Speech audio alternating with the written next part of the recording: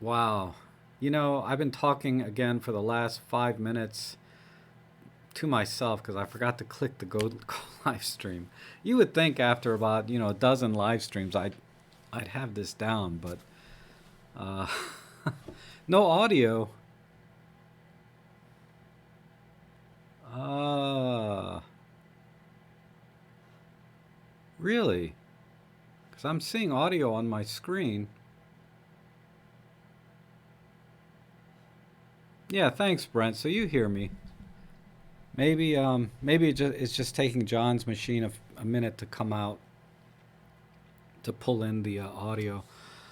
But okay, good. Yeah, God, I did it again. I was talking to myself for 5 or 10 minutes, uh, and I forgot to click the go live stream. Oh man! But I hope everyone had a wonderful Christmas and Happy New Year. That we're gonna do that next week, and this will probably be the last live stream for the year. But every Sunday I'm out here, or I try to be anyway, and I'm glad you guys are so patient with me because I don't think anybody left in that, even though I started 8 or 9 minutes late. Hopefully you're still here. You're probably used to me being late by now, right? um, anyhow, just looking at my stream, everything looks good, but uh, yeah, the only thing I did, I feel kind of rusty. Um, I haven't been really shooting for about a week. I mean, the last video I published was Christmas Day, but I recorded that the day before, and that was on the how I set up my EM5 Mark III. And so, if you have any questions about that, I'll do my best to answer those, or on anything Olympus related. Because I'm pretty familiar with most of the cameras and lenses, and also in workspace. But you know, uh, fortunately, that video that I made about the M5 Mark III is really the first tutorial I've done in quite a while. And so now that I have this camera, I think I'll be doing more of those for 2020 because they they're good for the channel in general. I get subscribers, I get views, etc. But I think they're the most helpful, and that's why. I know a lot of people in my last live stream requested that I do more photo walks, and I'll always do those. But I think that's a lot of that is because I've had viewers with me for going on 3 years now. This will be my end of my third year for YouTube, and 2020 will start my fourth year. And I've got a couple hundred videos now, and a pretty good database or of content for just about anything Olympus in terms of how to do something on a camera. And the M5 Mark III just adds a couple of things, but they've kind of always been there in the M1 Mark II.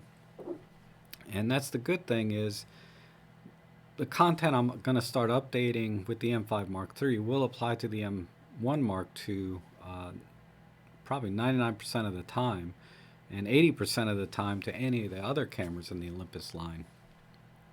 All right, first question is, what are my thoughts on the 12 to 100? I don't like it. It's too heavy. If you have the grip for the M5 Mark III, I think it's fine. But I think it's like a 600-gram lens. I mean, it's not a small lens.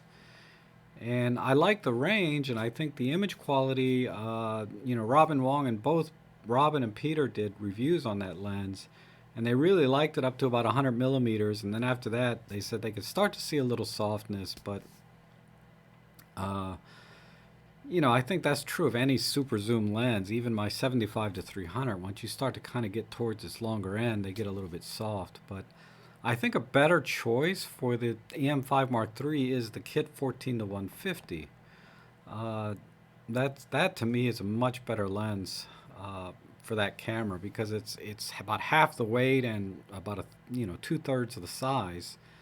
So it's a lot more in line, I think, with that camera. The 12 to 200, I really don't know what that lens is for uh, from Olympus, to be honest. It's kind of an oddball lens to me. because it's if you don't like swapping lenses and you need 12 millimeter wide, okay, but uh, to me, I don't think it adds enough value over the 14 to 150 to justify that price, because I think it's about $300 more list price, and it only gives you a little bit more on the long end and a tiny bit more on the wide end, and on the long end it's not that sharp, from by all accounts, so why bother zooming out that far? So that's kind of my thoughts. I would stick with a 14 to 150 if you already have it. If not, that would be the lens I'd get over the 12 to 100. Um, Roy's asking if I'm a member of my Olympus. No, I don't even know what that is, to be honest. I've never heard of it. And if you can point me to where that is, I'll be happy to go and join. If it's an open thing like a forum. And I haven't been to any publicized like national Olympus live events. I've been to like launch events, like they'll have at the local camera store for cameras. So I've been to the Olympus launch events for the M1X and the M5 Mark III. But those are just little bitty local things. They're not like the ones you see a lot of the Olympus ambassadors and visionaries go to, where they pay for their airfare and hotel and everything. Nothing like that. So let's see. No, the question from Jack is, does the M53 EVF freeze while the camera writes to the card? It does not. In fact, you can continue shooting while it's writing to the card. I mean, your buffer is going to be a little smaller because there's still, excuse me, pictures in the buffer, but yeah, you can continue shooting, no problem. So let me see if I can, oh, of course, no battery. I better put a battery in this because I might get some more questions here.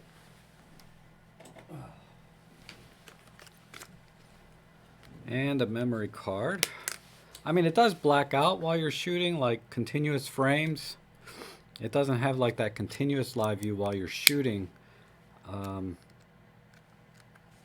me put in manual focus.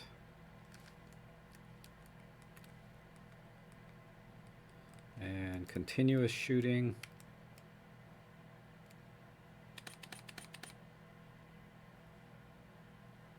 So, here it is. So I'm shooting continuously, right? But I can, it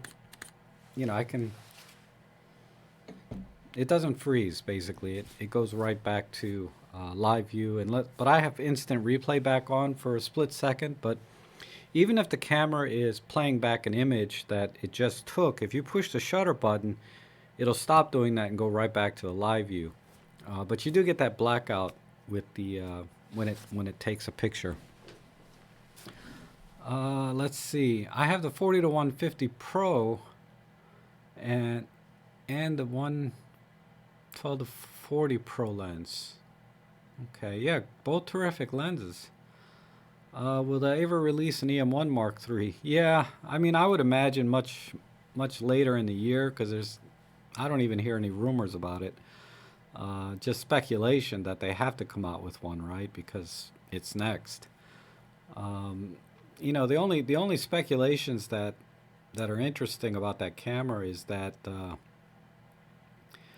just like every EM1 in the past, the Mark I and the Mark II, it's going to have the new processor. So TruePic 9. So hopefully that'll be faster than two TruePic 8s, right? Because they've had 4 or 5 years to come out with a new chip. And there's also some rumor, or not a rumor, but Sony's actually created a Micro Four Thirds, like 40-something megapixel image sensor. I haven't read any of the specs on that sensor, but that's rumored to maybe go into the new camera. And if the TruePic 9 processor can handle the noise floor and give similar performance in noise at the 40-something megapixel range, then I'd be happy with that. The other way to go would be stick with 20 megapixels but improve the noise performance there. And that's kind of a damned if you do, damned if you don't, right? Like, do you want more megapixels with similar noise performance, or do you want less megapixels with better noise performance? It's like you kind of have to pick your battles. Um,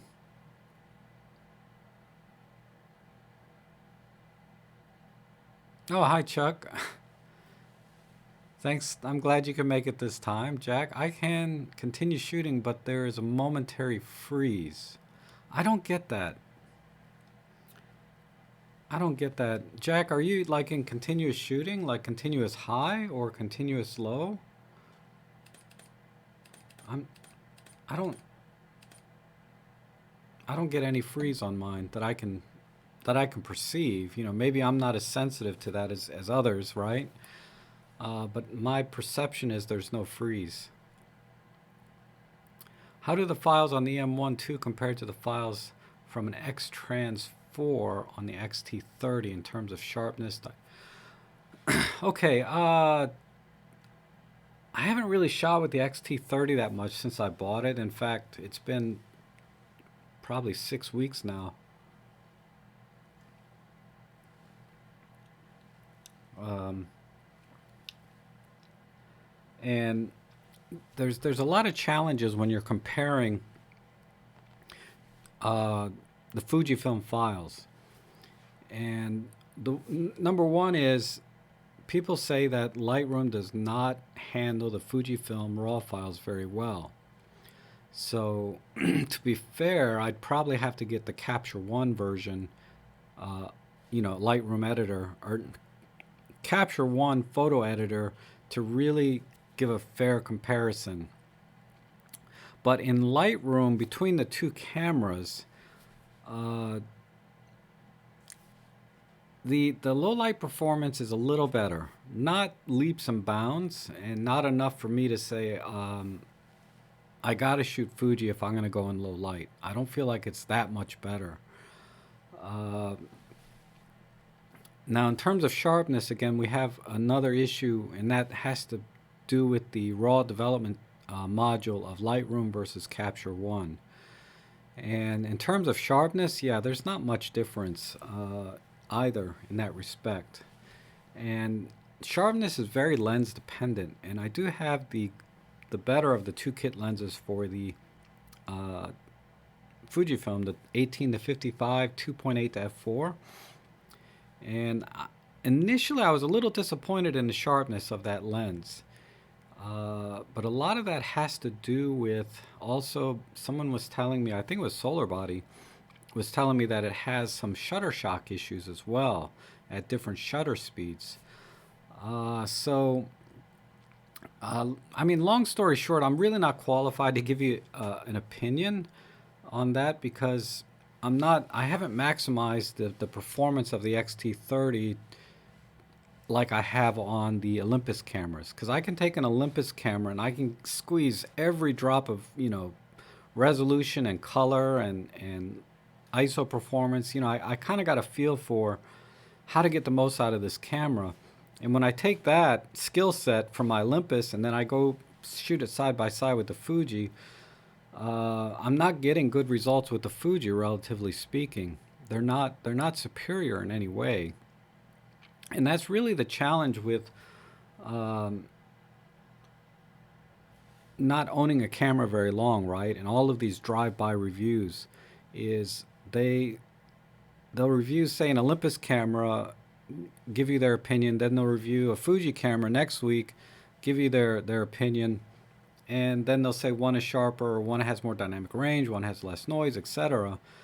Uh, but they didn't really optimize the camera or squeeze the camera for it to do its very best, and that's where I'm at right now with the Fuji. I haven't really squeezed squeezed every drop out of that camera like I have on the Olympus. So when I shoot them side by side, I can't say one is better than the other at this point.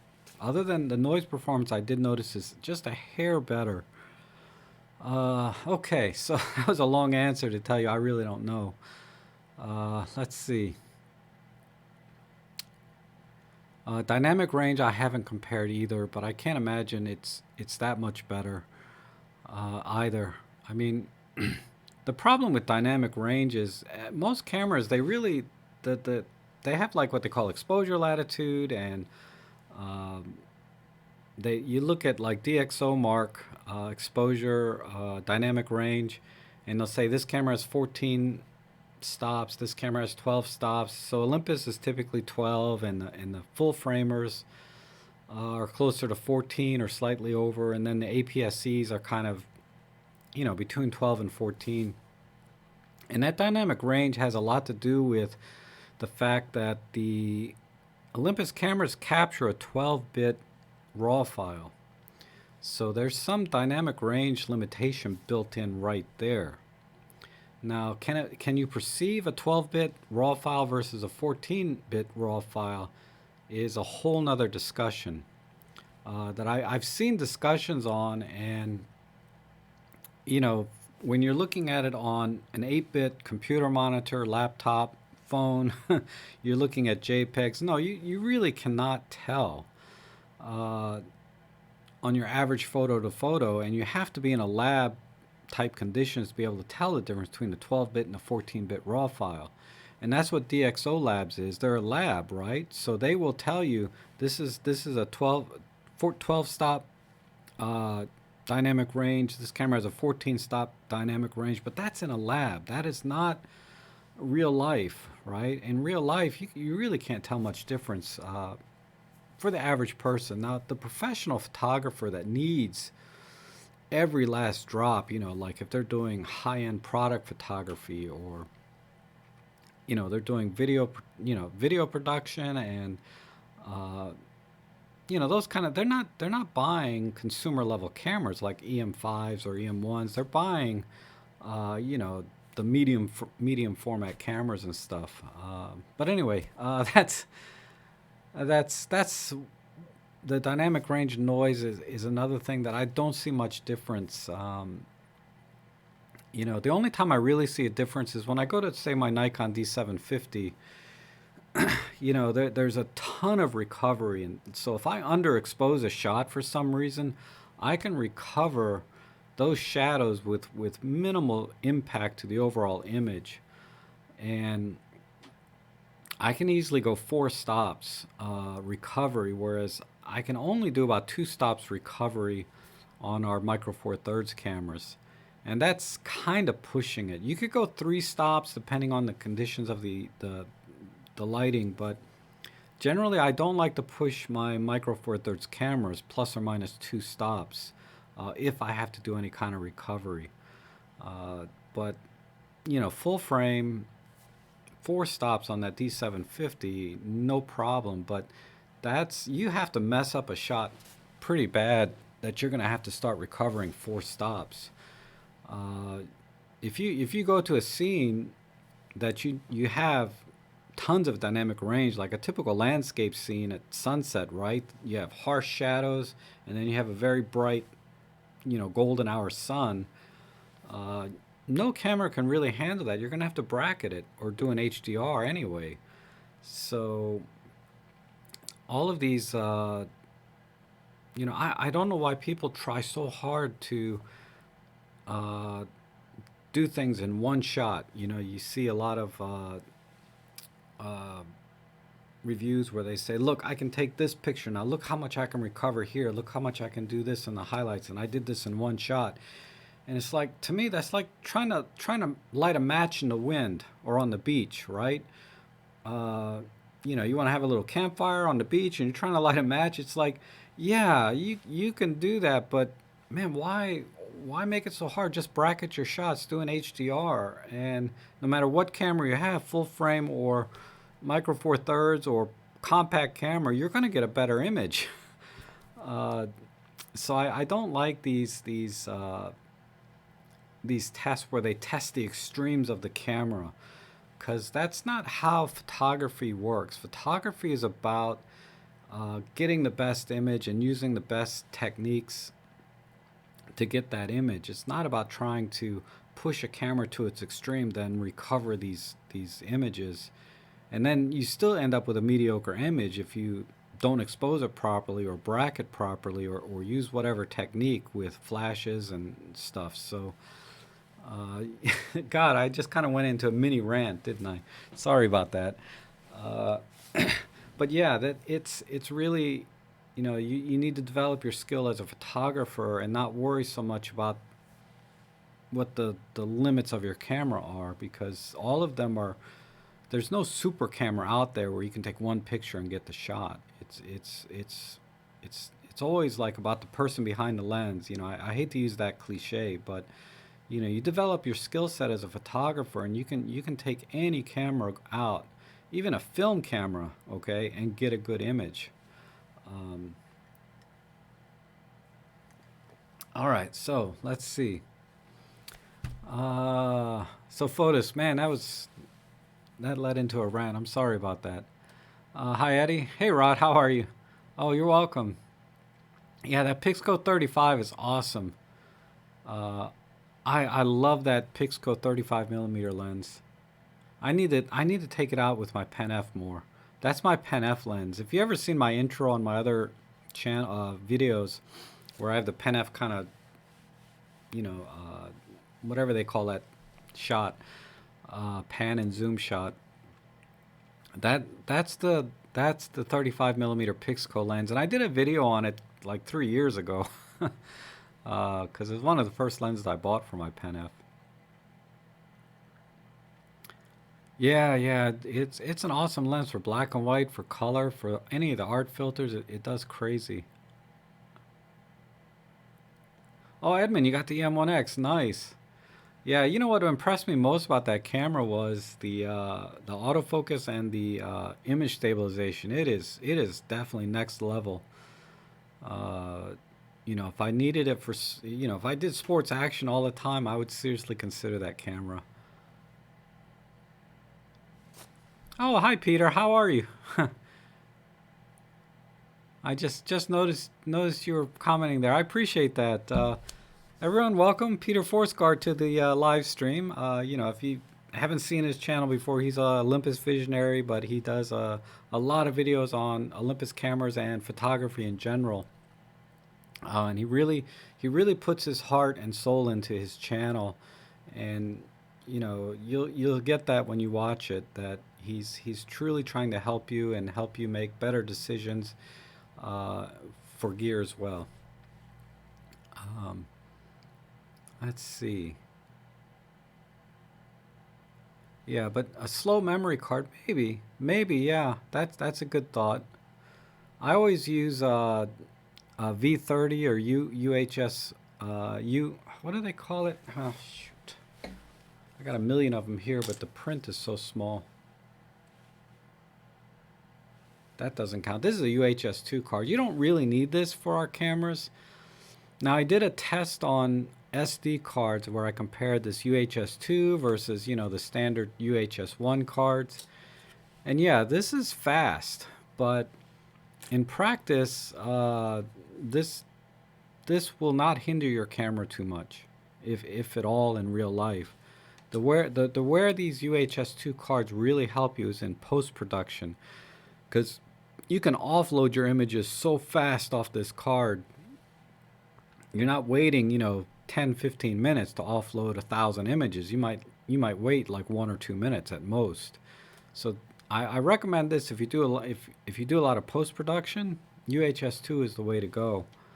But for general photography, I bought uh, a 512 gig memory card, and I can confirm that it works fine in our cameras. So, or at least an EM5 Mark III. I haven't tried it in my Pen F or anything, but I'm sure it's fine in all the cameras. Definitely the M5 Mark III and the M1 Mark II. No problem at all. You can buy a 500 gig card if you want. It's kind of overkill. I've kind of switched back to my 256s. Am I backwards again? Is that?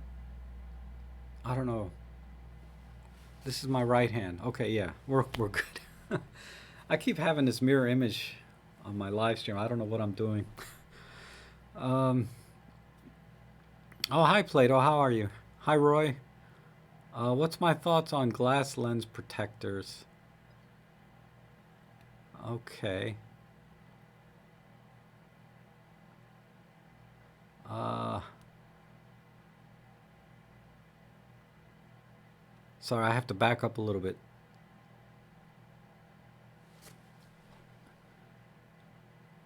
What is my setting dial and button for M mode to adjust if shutter speed? I don't shoot it. I don't shoot in full manual very often. I only do that when I'm in doing off-camera flash. Then I do tend to go to full manual. Uh, so I just use whatever the default settings are on the camera for shutter speed and aperture, which I think are just the top two dials. Um, I don't have a smooth workflow for full manual mode because I only do it when I'm doing off-camera flash. Um, and then usually I'm using a radio trigger, the Godox radio trigger, so I don't even shoot in full manual a lot of times with off-camera flash. But yeah, the default settings I didn't have any problems with, so I haven't found the need to change it. On either the M1 Mark II or the M5, on any of the Olympus cameras really, I haven't seen any need to change the default settings in manual. Derek's saying, when I set my camera for moon setting, is it best on a tripod? Yeah, I mean, it's, night photography is always better on a tripod. That said, I have a video on how to take a shot of the moon, and I'm typically at 1/200th, 1/300th of a second anyway, which is more than enough speed to capture the moon without any motion blur. But that being said, yeah, it's better to be on a tripod. So try both. Try handheld a few shots, and try some on a tripod. You have to experiment a little. If you're over 300 millimeters, then yeah, tripod is almost a must. I mean, between 200 and 250 millimeters, if you can keep your shutter speed at 1/300th of a second, you're fine even handheld, I think. And then Photos is saying the Fuji doesn't inspire me to go out much. Not particularly. It's not that it's a bad camera. It's just a matter of I know how to use an Olympus a lot better, and the Olympus cameras have what I like about the Olympus cameras specifically is the art bracketing. Because as you know, I'm a JPEG shooter, and I love playing with the art filters. And I did in my last video, I showed you how I set up my art bracketing. And I really can't do that with the Fuji film. I can art bracket 3 film simulations, but I can't art bracket their other sort of toy filters that they have. You have to still do those individually, as far as I can tell. So bracketing the film simulations on the Fuji, I'm not crazy about their film simulations as I was before I bought the camera, because it's so easy to tweak the colors, and the differences are so subtle. That in itself hasn't inspired me to go out and shoot with it. So I do need to take it out more, though. I've been challenged a little bit with cold weather this past month since I got the camera. This week aside, it's been really cold. So but as we have some more warmer days, or I get more acclimated to the weather, I'll start taking 2 cameras out at a time. Okay, so let's see. What's my thoughts on glass? Okay, UV protectors. I talked a little about this in my last live stream. The glass protectors, or more commonly known as UV protectors, I don't use them on most of my lenses. I just use a lens hood to protect the front element. However, on wide angle lenses, and I used this as an example before, this is my Nikon 20 millimeter wide angle. The lens hood here is so thin, it doesn't really protect the front element, and the front element is kind of bulbous, especially on wide angle lenses. So I do put lens protectors on wide angle lenses like this. And I should put one on my 12-40 Pro, because now I have a scratch on it. But buy a high quality one. uh, because you don't want it to interfere with the image quality of the lens itself. So, because I've put cheap uh, lens protectors on, UV filters, and when you pixel peep, you can see a slight difference in the image quality, just slightly. So it's, if you're going to use one, get a good one, and really only need it for the lenses that are like built like this, or the 12 to 40 Pro, and some of the wide angle lenses, because of the way the bulb is, or the lens is. But I bought this lens, and I put a UV filter on it day one because I knew right away, uh, this lens hood was not going to protect the front element, because it would, particularly the kind that just kind of snap on like this. Because if you drop the lens, or even from a small distance, the lens will pop off, and then, or the lens hood will pop off, and you'll easily scratch the front element. And that's what happened to my 12 to 40 Pro that I'm using. Is I dropped it or something, and the lens hood popped off, and I got a tiny scratch on it now. And the same thing goes for, like, when you're putting your lenses in your bag, right? If you don't have a good lens hood on it, anything in your bag, whether it's like your spare batteries or memory cards, can hit the front element very easily if you're stacking things in the field. And you're not careful. If you're not careful like I am, I'm a rogue when I go out shooting. Oh, hey, Robin. Hi. Thanks for coming in.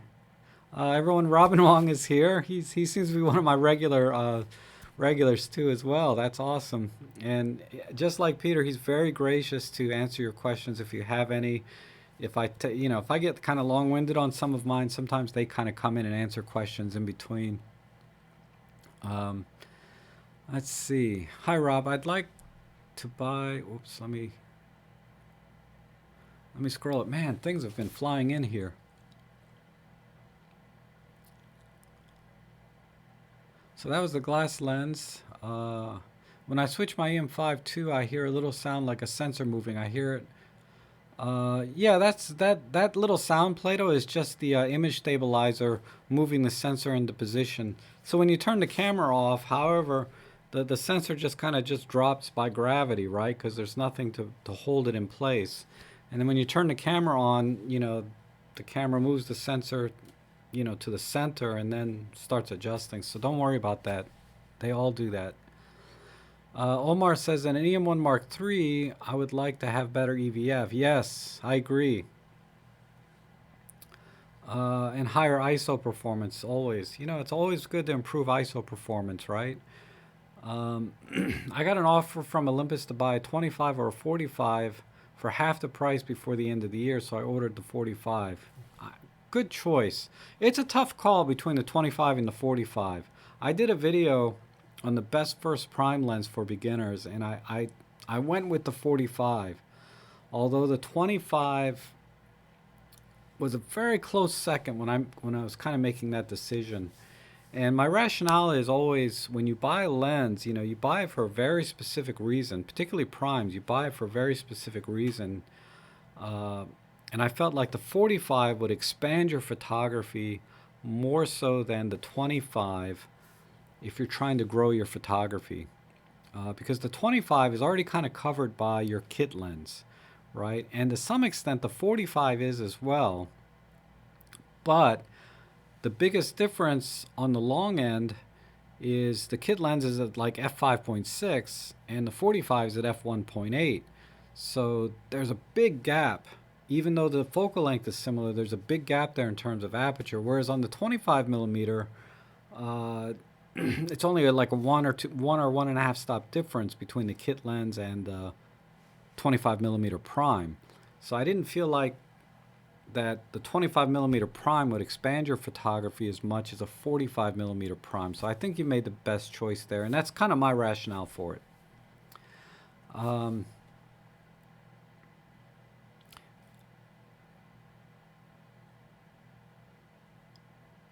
Oh, you had rec view on. Okay.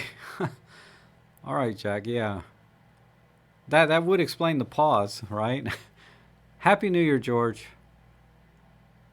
Thank you. Thank you. Very kind. Let's see. Oh, good night, Rod. Gosh, you always kind of come in and drop off, but Happy New Year.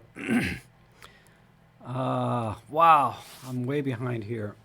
Excuse me. I'll try and talk faster. Even though the 75 is a niche lens, I've seen one used in excellent condition for 450 or less at a local camera store. Is that too good to pass up? No, it's not too good to pass up. Like I said, when you buy a lens, you need to buy it for a very specific reason. Um, and I have the 75. I paid 600 for it or 650. Still I got it for less than the full list. And I bought it because I thought I was getting a good deal. But in the end, I don't even use this lens hardly at all. And if you watch, what's his name? E6 Vlogs, right? He said he has bought that lens twice and sold it twice because it was a focal length that he just did not use. Just like me, I'm not going to sell mine, but he doesn't use it. So and then he bought it again, and then he went out and took pictures with it. He just had a vlog recently using the 75 millimeter, so you can kind of watch his video on that to kind of get a feel for what I'm talking about, because it's just not a lens. So if you have a very specific purpose or reason you want to buy that lens, yeah, it's a great deal. I think it's a good deal even at full list, but don't buy it because it's a good deal. Is my bottom line. It's not worth it if you're not going to use it, right? That's just $450 down the drain, in my opinion, if you don't use it, which is what happened to me. If I paid $450 for it, I wouldn't be any happier. Trust me, because I still don't use the lens. The only way I would be happy with that lens is if somebody gave it to me. Then I would say, okay, I have it, But then, anyhow, and it's a fabulous lens. Don't get me wrong. I mean, Peter and Robin, I think, have both done reviews on that lens. I have not done a review on it because I don't use it. But nobody says anything bad about that lens. The problem is the focal length. It's not a focal length I use. Okay. Happy New Year. Happy New Year, Jack. Thank you. Jim, I just got the M1 Mark II, and when I first turned it on, the picture is very warm. The color temp looks correct again. That's not normal. What I would recommend is make sure you have the latest firmware on it, because there may have been a firmware update that would correct that. Because I know typically, I think there is a firmware update for that. So check your firmware update. If it's up to date with the latest, and let's assume it is, because I don't know why it wouldn't be if you just got it. If you're indoors, like with tungsten lighting, and it starts out a little yellow, check your keep warm colors on and off setting and experiment between those two, because the problem you're describing is not something I've noticed on my cameras. I have noticed white balance shifts as I'm using the camera, but I haven't noticed when I first turn it on it's wrong. Like, let me see. Yeah, actually, you're right. When I turn it on, yeah, you're right. I've never noticed that, but when you turn the camera on, the white balance is off a little. And then after a moment, it corrects. So, yeah, when you turn the camera on, just give it a minute. Or not a minute, but give it 5 seconds to... Now, what I wonder, though, is if I turn it on and take a picture...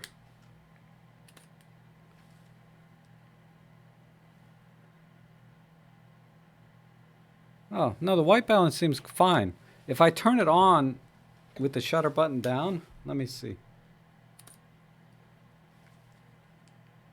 The white balance seems fine, actually, because I noticed it looks a little green, because I got this green screen behind me. It looks a little green when I turn the camera on.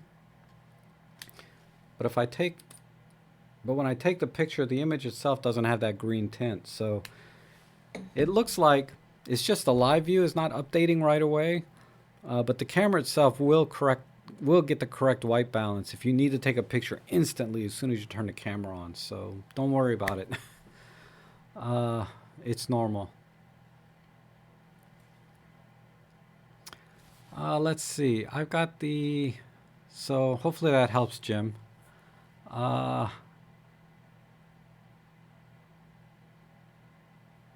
Let me try and catch up here. So you got the latest firmware. So yeah, so hopefully I answered your question, Jim. Derek. Yeah, Derek. 35 millimeter CCTV lens. Awesome lens. Oh, hey Rick, how are you? Wow, he's been a long time subscriber, and when he comments on my comments section, he's been very kind, more than kind on my videos. But uh, beyond that, he really gives a lot of great information in the comment sections on my videos.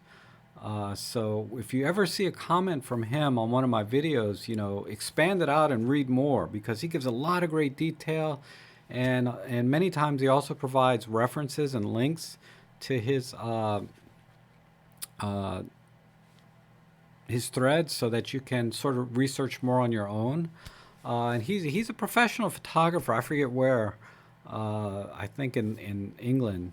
And I think he does mostly outdoor harsh environment type photography, if I'm not correct. So let's see. And what I like about Rick is he gets me. He kind of because not and as a lot of you do, right? You kind of get where I'm coming from on a lot of things, and that's why you subscribe or watch my channel, right?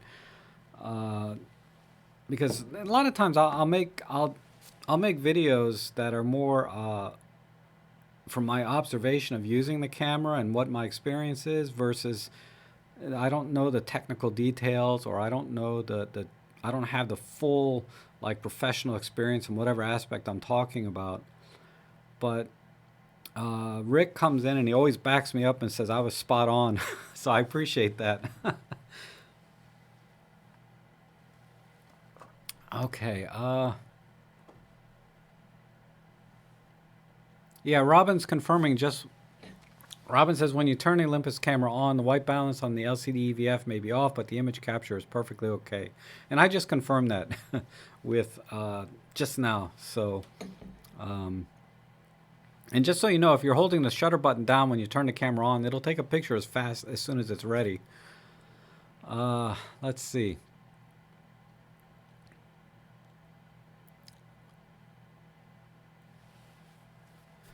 All right, Olympus have a Prime campaign on their website, 50% rebates until the end of the month. Awesome, yeah. If you don't have a Prime, the 45 is a good one to get, but like I said, don't buy it just because it's on sale. Don't buy things because they're on sale because you'll always be sorry if you don't use it. I mean, it's like the ZM5 Mark III, right? I paid the full, $11.99 for this thing, and I'm not worried about waiting 5 or 6 months, when they have this off for a couple $100 if they do. It doesn't bother me because I'm getting my money's worth because I'm using it, every day from day one, and the upfront cost is not the issue. Uh, so the only advantage I see to price discounts is if I break this later, I can buy another one cheaper, right? If I can't get it repaired. Like I've already busted the stupid button up here. Thankfully, it's not a button I use, but yeah, that's a shame. Anyway, uh,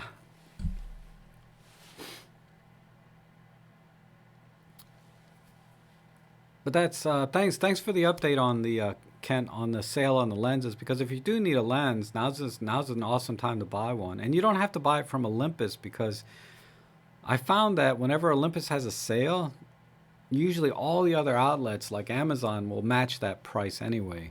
So you can probably still buy from your favorite retailer, whether it's a local camera store, and I always recommend you go to the local camera store first if you have one, and then go to your favorite online retailer. they will usually have the same sale because these sales are announced to the retailers before they actually go live, even on Olympus.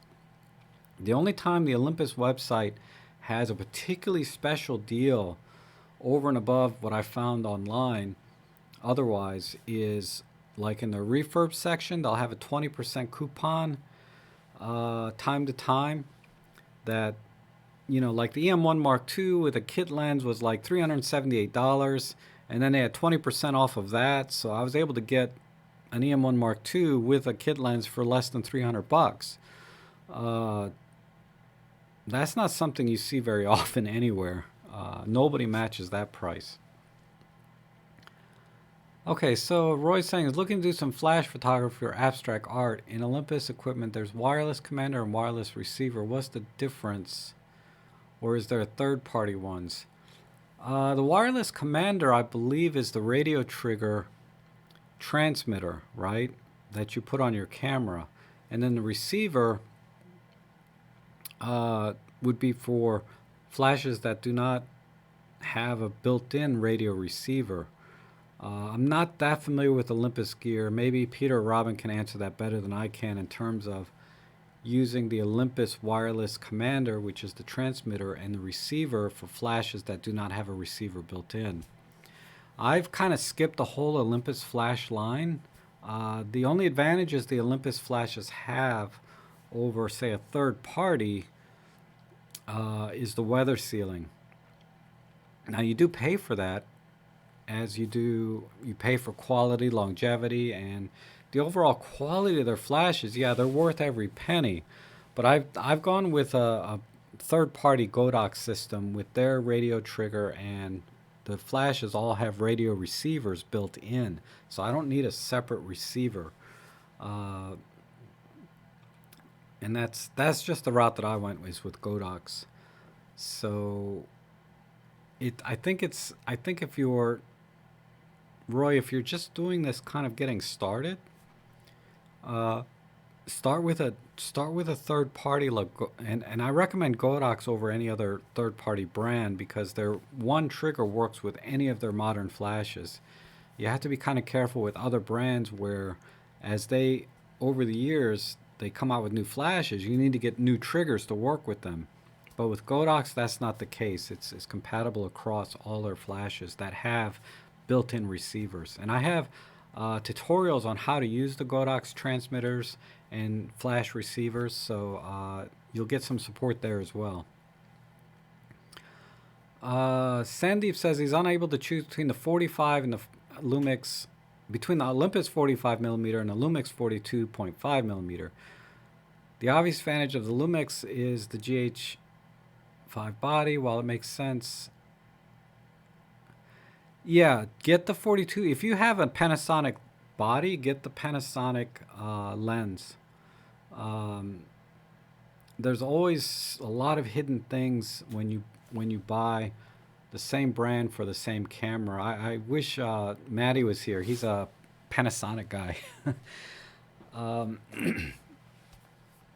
I'm not that familiar with the Panasonic cameras to tell you specifically what features you will be missing out on if you put an Olympus lens on a Panasonic body. Some people have said that like the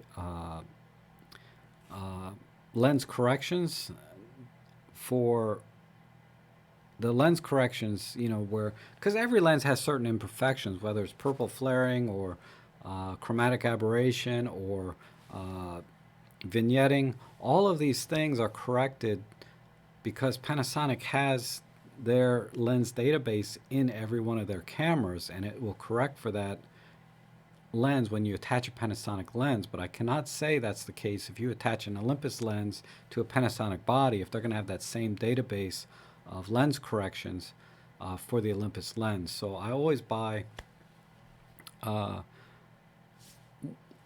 I need to, Olympus branded lenses for Olympus branded cameras and Panasonic lenses for Panasonic cameras. And I'll make rare exceptions like I did with the kit lens. I bought a 12 to 32 kit lens because I needed the 12mm wide. And Olympus just doesn't have a 12 millimeter wide kit lens. They have a 14, but it's not wide enough for what I do.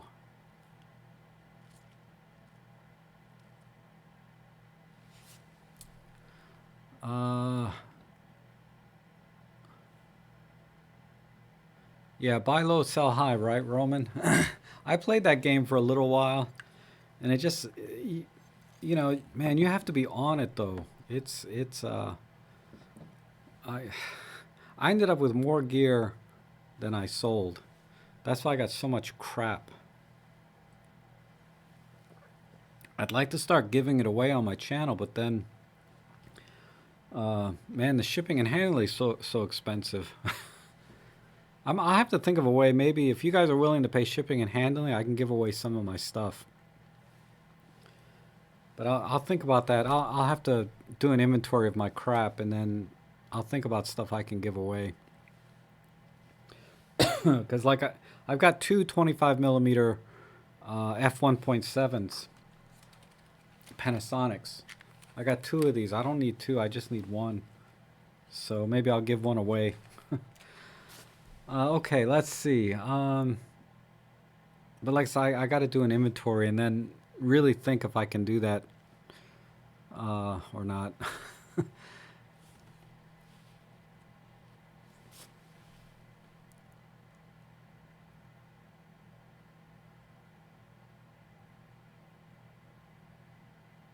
Okay, thanks, Robin. Yeah, I thought so. Like I said, Robin answered the question about the radio triggers.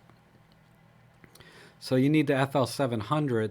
It has the radio trigger built in, and the other flashes do not. So that's why you have a commander, transmitter, and a receiver. Has anyone compared the EPL5 and EM102 in low light conditions? Which one is better? No, I have not. I don't have an EPL5. I think E6 Vlogs uses an EPL5, and he likes that for low light better than his EM1 Mark II for some reason. I forget what his rationale was. It had something to do with the... I can't remember why he liked it better. But I think it was more along the lines of long exposure photography, not necessarily low light photography. He liked the EPL5 better for long exposure. I don't think noise performance is better, but it does do something better in long exposure where there's less noise. So, sorry I can't answer that, but E6 Vlogs, I think, did cover that in one of his videos. And then again, maybe Robin or Peter knows, you know, that's because that's a little before my time with Olympus. John is asking, how good is the autofocus on the TG5s? It's fine for single point. The TG5, single point photography, it's fine. Continuous, forget it. It sucks. Continuous autofocus. And you know, yeah, it's well, I shouldn't say it sucks. It's just very frustrating. Maybe I don't know how to shoot continuous autofocus with that camera, and if I develop a muscle memory for it, and then I can get good results. But generally speaking, I'm very frustrated with the continuous autofocus. But the single point, I don't have any issues. And you know, I have a handful of vlogs where I use the TG5 exclusively for both video. You know, I was vlogging with it and uh, the photography. I really like that you can still do some of the best things that I love about Olympus: the art bracketing, the focus bracketing. It also is an amazing macro camera, and then the weather sealing, and it's super tough. So I really love the TG5 for a lot of reasons, mostly because it's an Olympus, not so much because it's a tough little camera, but because of the features that Olympus puts in their cameras. Uh, the EM10 Mark II does not have, oh, HSS is high-speed sync. Yes, it does have high-speed sync on and off camera with the Godox system, and I would assume with the Olympus flashes as well. But it does have high-speed sync capability. Um, SJ, how are you doing? I want to use a Canon EF300 f4 on my EM1 Mark II with a Viltrox adapter. Would I get use of the full? Uh, I don't know, honestly. I don't know anything about the Viltrox adapter. I have bought. I did actually. What is that adapter? I lost it. I had one of those adapters. I used it like one time and then I lost it. I can't find it now because I after I used it that one time, I was like, oh, it's fine. You know, it does what it's supposed to do, and then I never used it again. So I'm sorry. I don't know. Uh,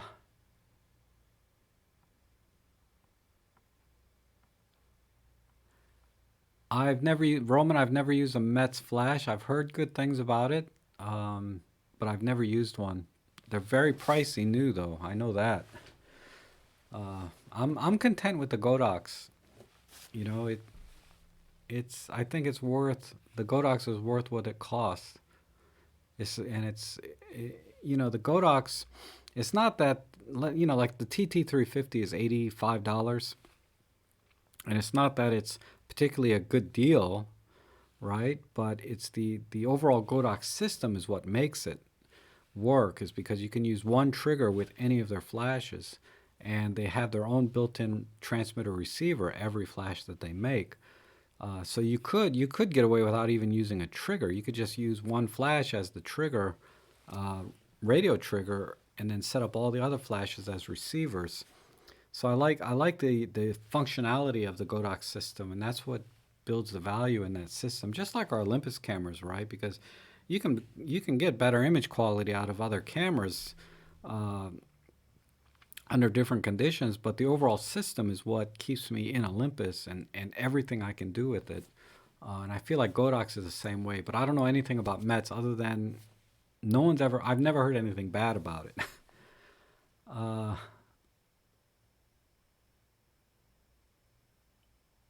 yeah, and Plato's saying secondhand flashes. He's a little hesitant. Uh, I would be hesitant on third party secondhand flashes. Yeah, no question. I think if you buy Olympus, Nikon, Canon secondhand, I wouldn't worry about it. Uh,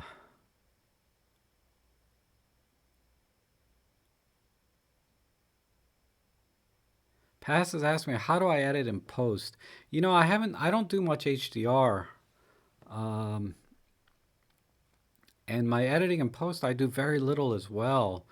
I normally like the images straight out of camera, and I'm content with that. If I do something wrong in the field where I don't like what I got out of camera, I try and learn from that and do it right the next time. But if I do want to pull in more contrast and sharpness and all of that, I just play with the sliders. I like the dehaze slider in Lightroom, but Workspace has that. Workspace has a clarity slider. I just tweak the sliders. Maybe I did get a request to do more HDR type vlogs or tutorials, so I will do that in the very near future. And then I can probably add on to that some post processing techniques. Um,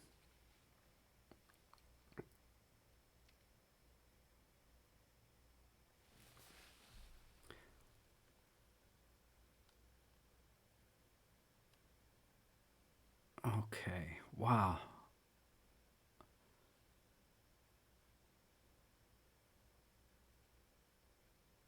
Robert is asking me, have I had any experience with the 12 to 100 Pro or the 40 to 150 Pro?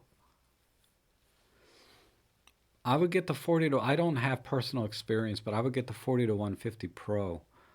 The 12 to 100 Pro is an f4, and it's super heavy. So depending on what camera you have, if you have an EM1 Mark II, maybe the 12 to 100 Pro is a good choice for everyday type things. But I think the 40 to 150 Pro will expand your photography more long term than a 12 to 100 Pro. Because the 12 to 100 you have pretty much covered with your kit lenses, or 12 to 40. Uh, so the 12 to 100 Pro doesn't add much value. You know, not $1,000 worth in my opinion in terms of photography. if you already have kit lenses. I think the 40 to 150 though will substantially add to your photography because it's an f2.8, so it's faster by a full stop, and you can buy teleconverters for it to give you extended range. And the images from that lens, and Larry Hokie over on Instagram, uh, I don't know if he really follows me here on my channel, but I know on Instagram, um, he uses the 40 to 150 and a 300 f4 for all of his birding pics, and they're fabulously sharp. And he uses teleconverters. So uh, my advice is get the 40 to 150 Pro, and I've seen those things used for like $800 US. So it's a fabulous deal. The 12 to 100, I just don't see the value in it when you already have a kit lens if it's really going to expand your photography. Izzy's asking, I have a Blackmagic Pocket Cinema camera, 4K, and still undecided on whether to go MFT or use the F lenses. No, I don't have any experience. I only lust after those Voigtlander lenses personally. Do I have an experience between EF and Voigtlander MFTs? That, man, it's just the problem is the Olympus makes really good glass already, and their autofocus. The Voigtlanders would be simply a toy lens for me. Uh, but I don't personally have any experience. But I think what's his name um, over there, Angry Photographer. I forget his name. But anyway, he's done a lot of videos on Voigtlander lenses, and he loves them to death. And I think when it comes to lens recommendations, he's been pretty spot on for me. The few lenses I've bought off his recommendations, they've always been excellent. So you might check out his channel. I don't think he calls it the Angry Photographer anymore. But anyway, Ken Wheeler. Yeah, that's his name. Okay. Uh,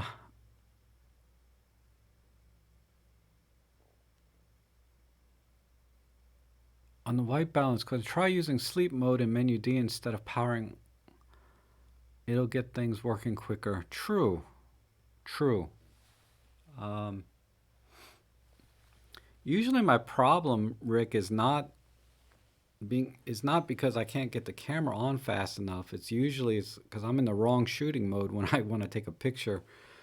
Like I was out taking pictures yesterday, and this beautiful blue heron.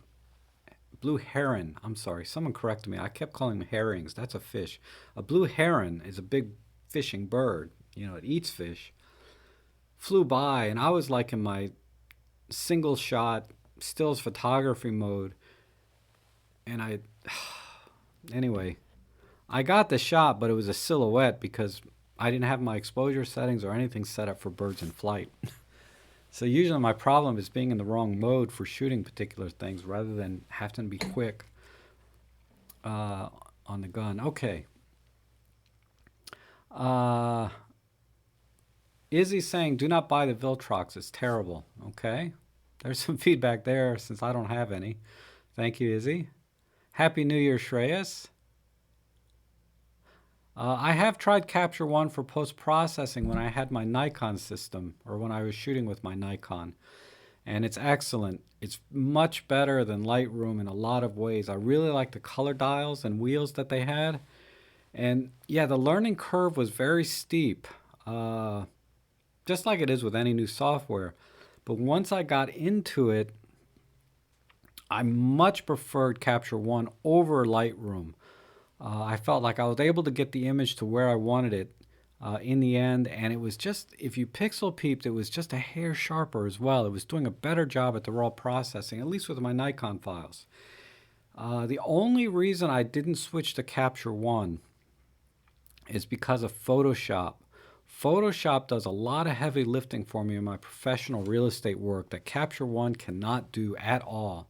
It does not have any of these features in it. Particularly layering photos together, aligning them, and then blending exposures, etc. That's only Photoshop can do that. But if you're just post-processing images and not doing all that crazy stuff, then Capture One is, I think, a superior photo editor to Lightroom. And my friend of mine, Walter Rowe, he has his channel on Capture One. Uh, you can check out. He's doing tutorials on that. So you can check out his channel on Capture One tutorials. But my experience has been very good with Capture One. It's just that I'm not going to pay subscription for Capture One and Lightroom. I had to pick one. uh,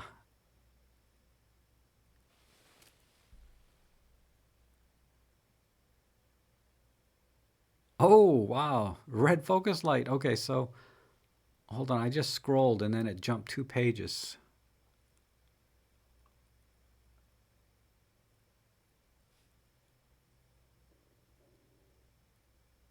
Here we go. I shot a pic of a wine bottle using flash. The red focus light appears in the pictures. Now, Plato, is it the red focus light? And maybe somebody's already answered this, but is it the red focus light from your camera or is it from the flash itself? Uh, because some flashes have a red focusing beam as well.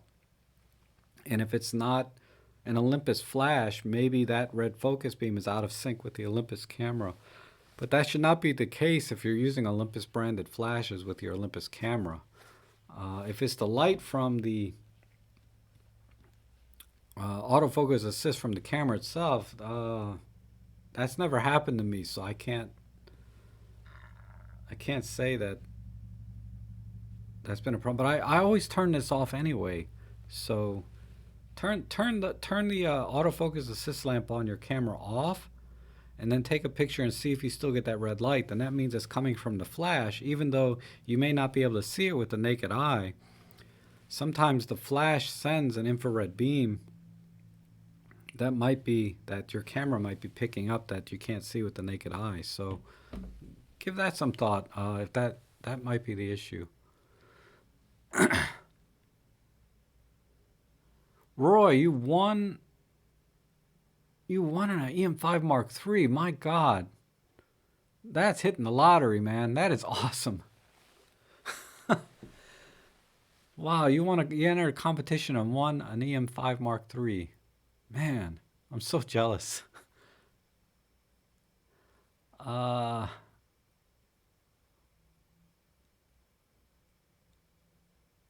yeah, let's see. Do I think the Panasonic 12 to 32 presents any advantage?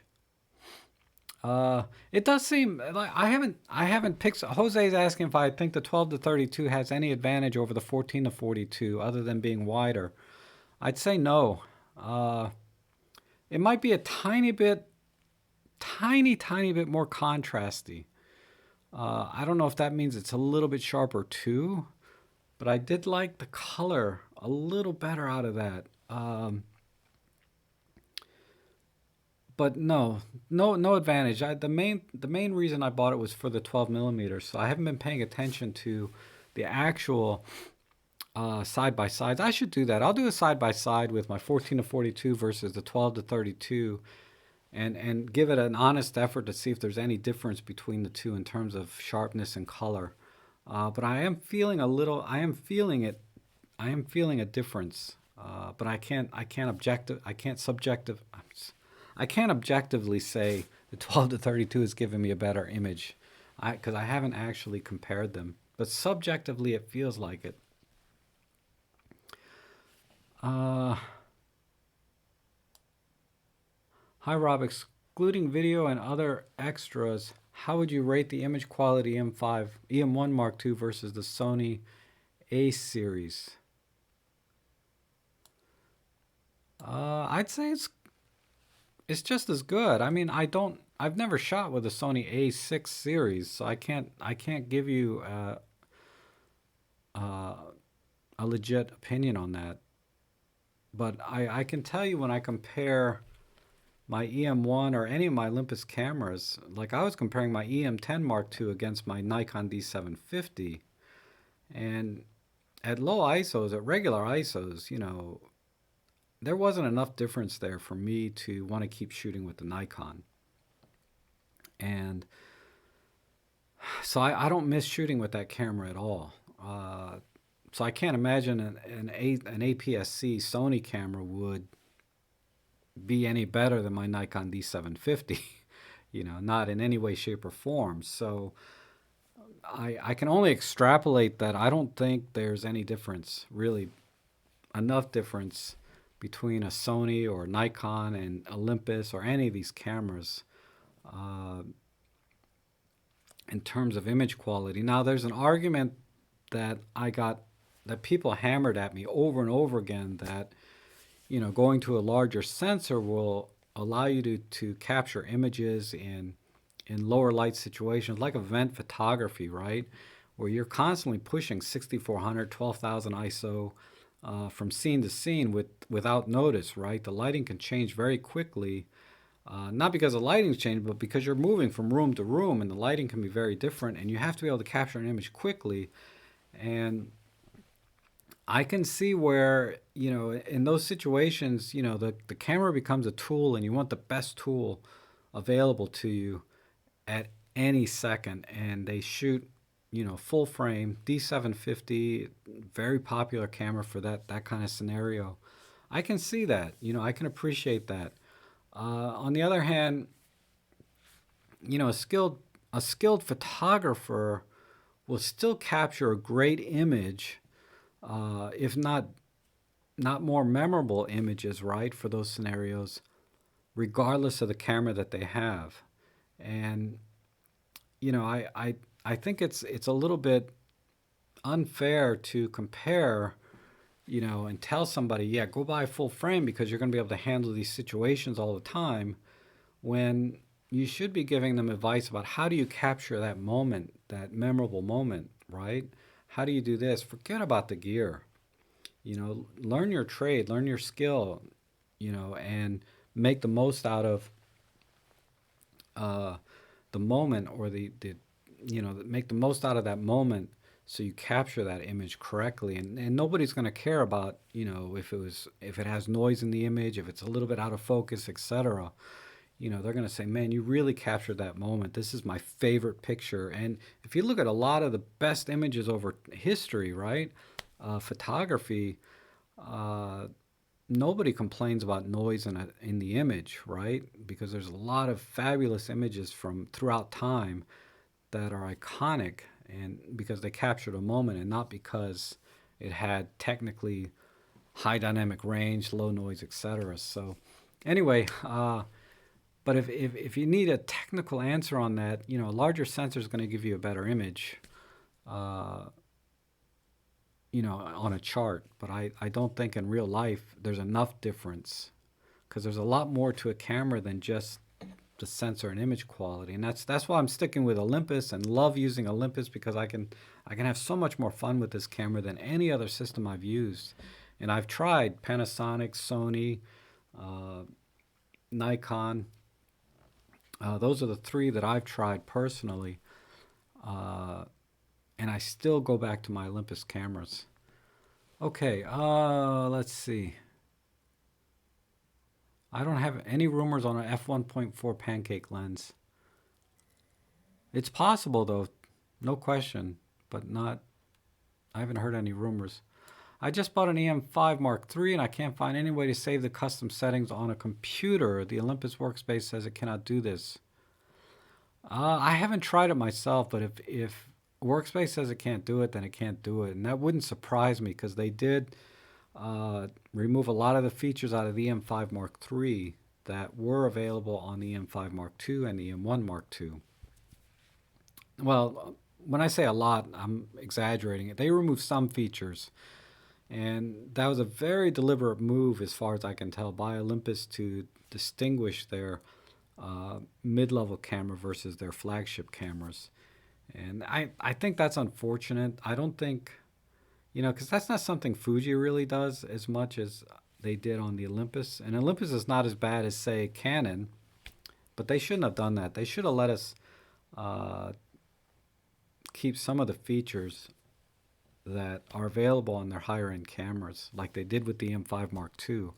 Like tethering, for example, you can do on the M5 Mark II. You cannot do that on the M5 Mark III. And that now takes the EM5 Mark III out of that professional studio portrait type scenario, right? Um, Not just portrait, but any kind of studio work. Tethering is like a core function that a camera needs to have if you're serious about your studio work. And they just took the M5 Mark III out of that altogether by removing that feature. And there's a few other things they took out that aren't as critical, but custom settings, not a critical feature, but apparently they've taken it out, which is sad to hear. Um, I've had good luck with the used Mets. Oh, I'm sorry. Some feedback from Andrew about the Mets flashes. Uh,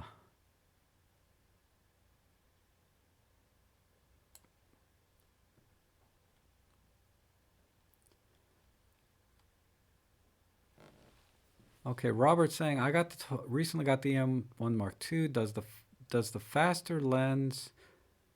I think he's referring back to the 40 to 150 versus the 12 to 100 Pro question. And I said that get the faster of the two. Here in Japan, secondary lens market isn't quite as bargain as elsewhere.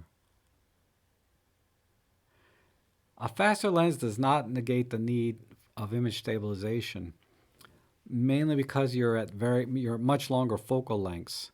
So you still need image stabilization. I mean, ultimately you don't need it, right? Because you can always use fast shutter speed. But typically, when you're using a long lens and you're trying to capture something far away, image stabilization is a huge help. So it does not negate the need. Even if you have a fast lens, even if it's a 1.4 lens, it's a 2.8, but the 40 to 150 is a 2.8, but it does not negate the need by nature of just having that long focal length.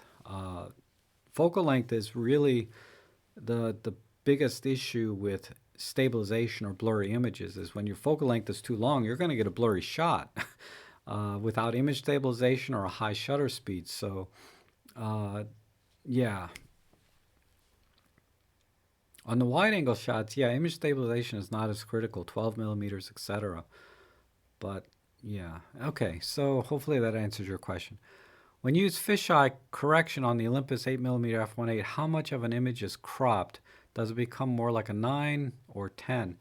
No. I have a 7mm Panasonic 7 to 14mm rectilinear lens, and I have the Olympus 8mm fisheye lens with, and with the fisheye correction, right? It still is wide, if not wider, than the 7mm lens, believe it or not. So an 8mm fisheye lens with a full 180-degree corner-to-corner field of view is still wider than a 7mm rectilinear lens, even when it's corrected. And I don't think I have any examples of that. I may have an example in one of my videos when I talked about the 8mm fisheye. I don't think I was looking for that particular thing, and uh, specifically, I wasn't looking to see if it was wider, but it is wider. It stays very wide even after correction.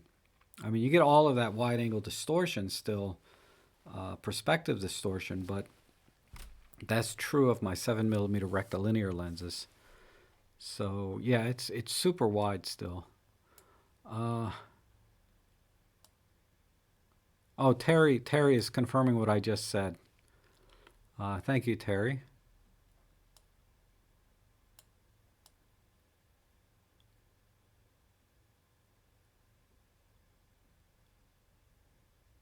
Okay, Plato. So it's the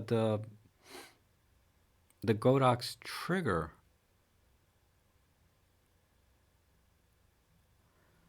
Yeah, it's got to be an infrared beam coming from the trigger or something. I don't know. I don't know where you're getting a red light from.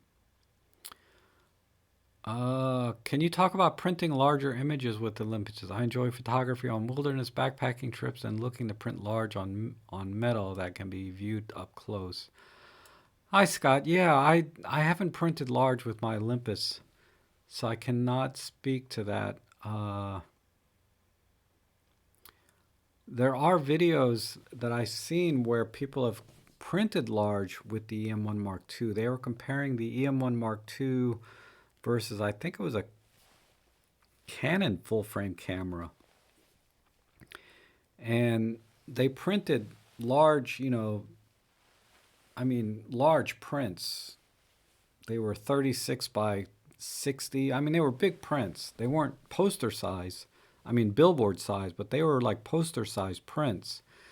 And the printer and the printer that printed the images between the M1 Mark II and this Canon was not able to tell the difference between, which he was not. Let me rephrase that. He could not choose which camera took which image. So printing large, I don't think is any issue. And there's others that have printed large with the Micro Four Thirds for landscape. I was just watching a channel this morning. I forget the guy's name. He prints large with his Micro Four Thirds all the time on his landscape photos, and he's very happy with it.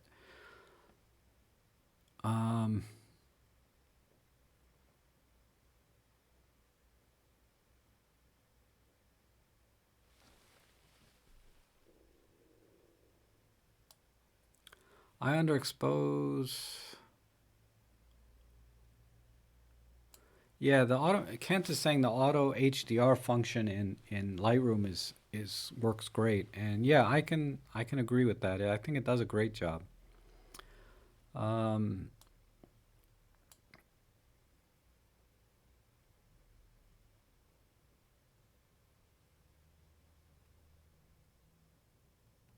yeah, I sorry Scott, I cannot speak to looking at large prints from a viewing distance of like 3 feet. uh,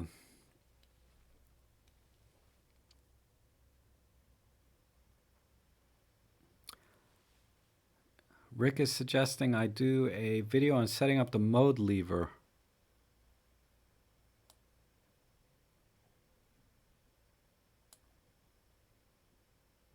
I can talk about that a little bit. I use it primarily the mode lever on the EM5 and the EM1 Mark II. I use it just to switch between video and photography. But I think the primary purpose of this was to switch between focusing modes quickly. Uh, so let me experiment with that a little bit more because it's not something I've used other than for video and photo, like switching. Because I'm a vlogger, right? But I think it would be a legitimate topic to cover because a lot of people don't vlog. They use the camera for photography, and this is a very handy little switch to have. Let's see. Thanks, Robin. Many thanks for your comments and to all. Look forward to exciting. Oh, Happy New Year! Thank you very much. Happy New Year, Roy. Have I been able to hook up the M5 III to OI Share via Bluetooth? I have connected to Bluetooth and I haven't had any issues with it. Um, so here's my phone. I'm just going to try it right now. Let's see. I think that this phone's been updated a couple times since I've connected to. I rarely use it. Here's OI Share. Let me turn the camera on. All right, so here's OI Share. Okay, I've turned the camera on. I'm going to touch the Wi-Fi icon here. So now this is going on. Let's see what happens.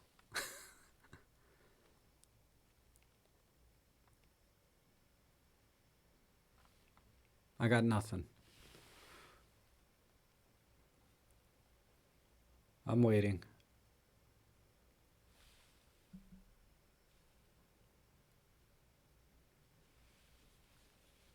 It used to just connect right away when I did this, but it's possible that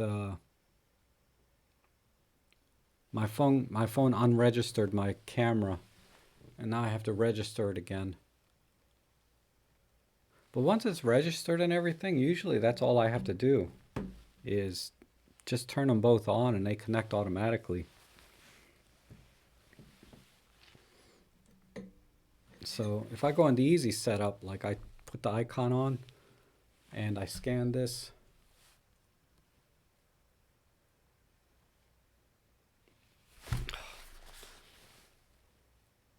it's hard to do this one-handed. Is it in focus? Hold on.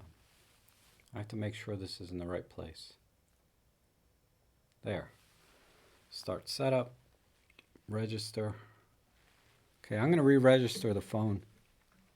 So while this is going, let me look at some other questions. While this is going,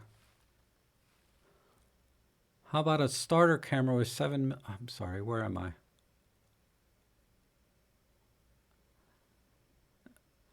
The Z Club, how about a starter camera with 7mm? How do you focus it always blurry?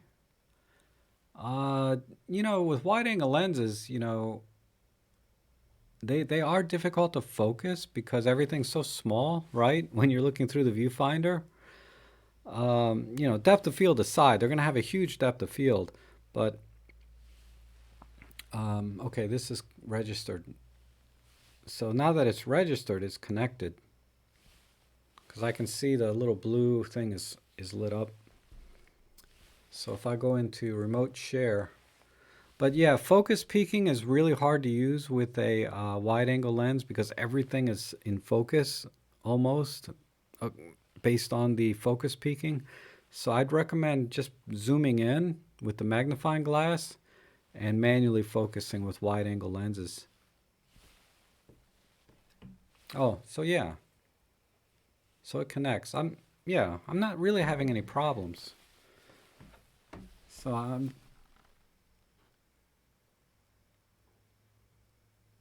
I forget who asked me about the OI share, but this camera connects so easily compared to my EM1 Mark II, and I think because of the Bluetooth. So if the video I just did on the EM5 Mark III, where I talked about all my settings and I explained them, I actually used the OI Share app with the EM1 Mark II to start and stop the recording. But I got disconnected a couple times with the EM1 Mark II. I've never experienced getting disconnected with the M5 Mark III. It's been a much better connection. I'm not sure why. Happy New Year, SJ. Thank you.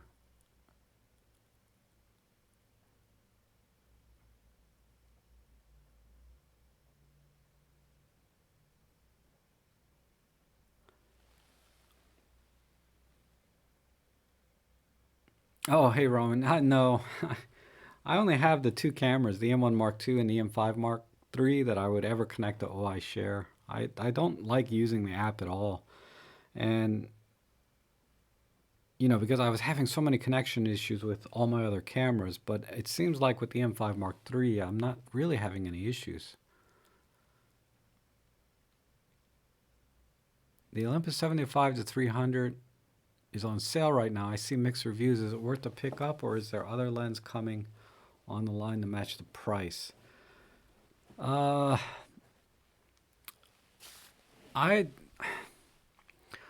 think at $400 it's worth the price if you think you're going to be shooting at 200 to 250 millimeters. Even at 300 millimeters, you can still get some decent images. But if you keep it within 200 and 250, the lens is very, very good. But the problem is you have to be in very good light to get a good image, and you have to be relatively close to the subject, meaning you need to be able to fill the frame with the subject.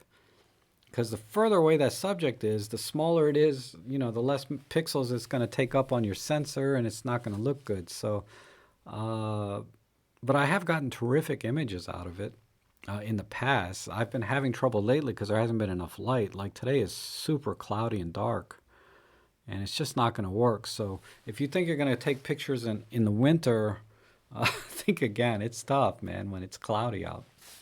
And there's not much light. It's light only like 6-7 hours a day right now. Let's see.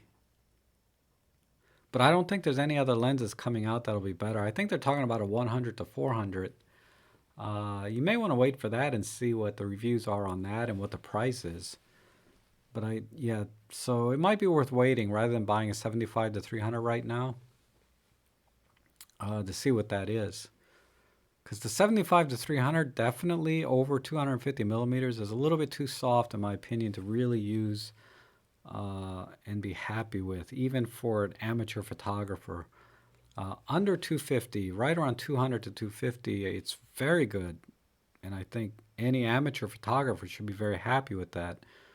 But once I get over 250, I'm not that happy with the images, and I'm very lenient, on my images. I don't pixel peep and worry about things too much. But even on that lens, I'm not happy over 250, even with my low standards.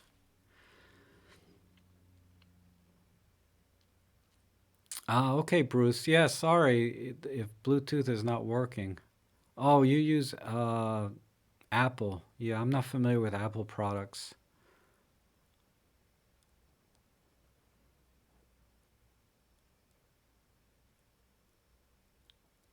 I can connect via Wi-Fi.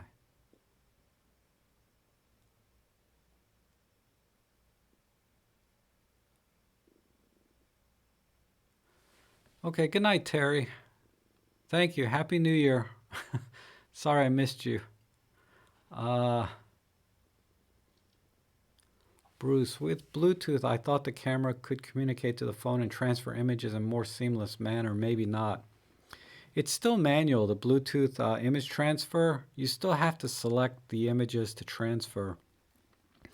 The only difference is that the camera can kind of be in sleep mode, but still connected to your phone. And actively update, I think, the GPS information so you can, geotag your images. But also, you can download images from the camera without waking it up. It still has to be on, just kind of in a sleep mode. So that's about it. But it doesn't like automatically download images for you while you're taking pictures, which is something I think Nikon does. And even then, my friend who has a Nikon says he doesn't use that feature because it just drains the battery. um, which, yeah, nobody wants that, right? Nobody wants to drain your battery more than need be.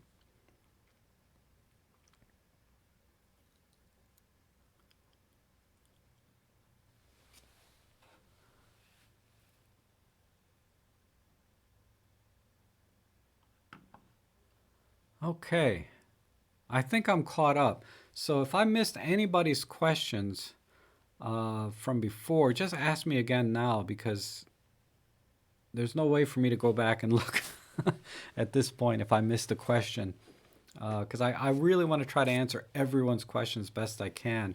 Or if I answered a question and it wasn't, uh, and I didn't answer it correctly in terms of like I didn't answer the question you were really asking me. I'll try again. Maybe I went into the wrong direction when I tried to answer the question.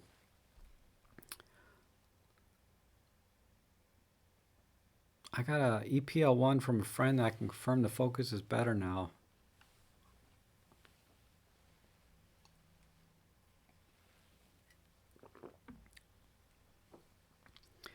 Yeah, Lars. How are you, Lars?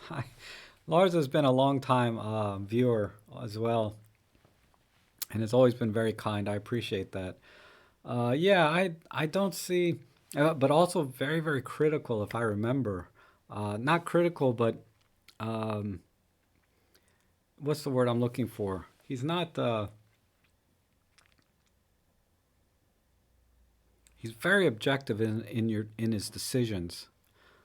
He does not buy into hype or um, very pragmatic person, I think, from the comments that I've seen from you before. So, hence this recent comment. It's not a camera he would buy even at that price. And I agree. I mean, I don't think it's a camera I would ever buy regardless of the price. And this goes back to my decision about the 75 millimeter f1.8. when someone was asking me if they can get it for like 450 bucks, is that too good a deal to pass up? And it's, yeah, it's too good a deal to pass. Yeah, pass it up unless you need that lens. Same thing with the EM1X, regardless of the price. If I don't need that camera, I don't need to buy it. I don't care if it's like, cost less than my EM10 Mark II, for 500 bucks.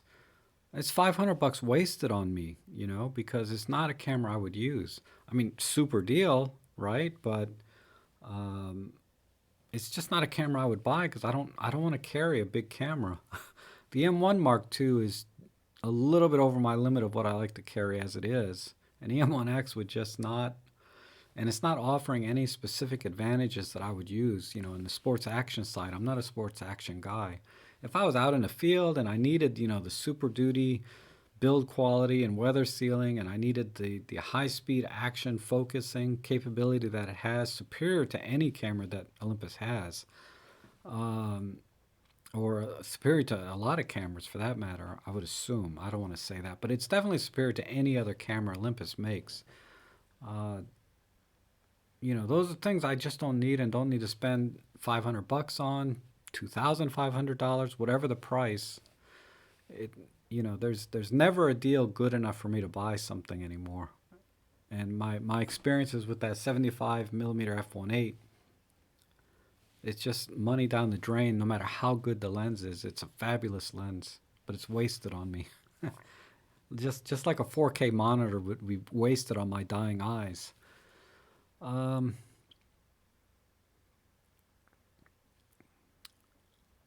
any thoughts on the Panasonic Leica 8 to 18? No. I think Maddie over on Solanto blog, his channel, he did a review. I thought it was very useful when comparing the 8 to 18 versus the new 10 to 25 from Panasonic. I like the focal range, 8 to 18, and I think it's an f2.8, at least on the wide end. So if it if it's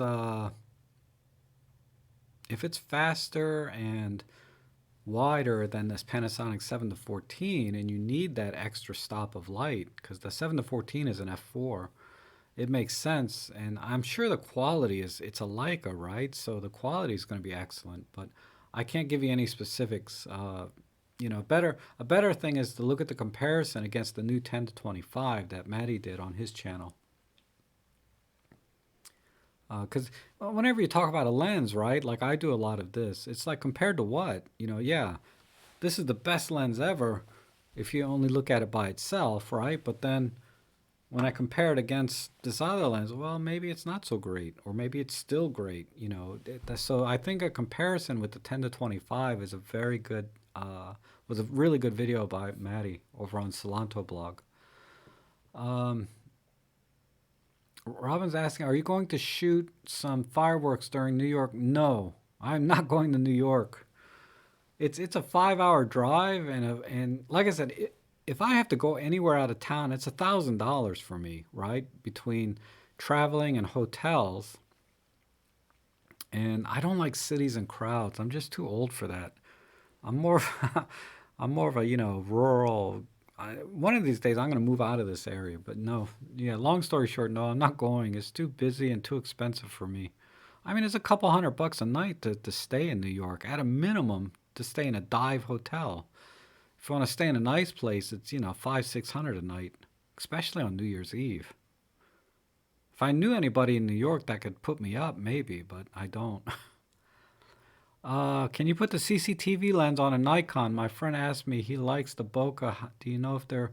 I don't know if there's a mount for uh, a Nikon mount for that lens. I don't think the image circle out of that lens is big enough for a full frame Nikon. There should be one for APS-C though, because it's almost wide enough. It's going to vignette a lot, but the image circle out of that CCTV lens is just wide enough for an APS-C sensor. But yeah, sorry, I don't know. You'd have to search on your online retailer, whether it's Amazon or somewhere. Derek, I don't know. Happy New Year, John. Thank you. Awesome, awesome. Your E1. Wow. That's going to be a lot of fun. And that's what's great about, Olympus cameras. They're always a lot of fun no matter which one you buy. What other key things? Mike has asked me that they left off some things on the M5 III, like tethering. What other key things, in your opinion, were left off versus, say, the EM1 Mark II?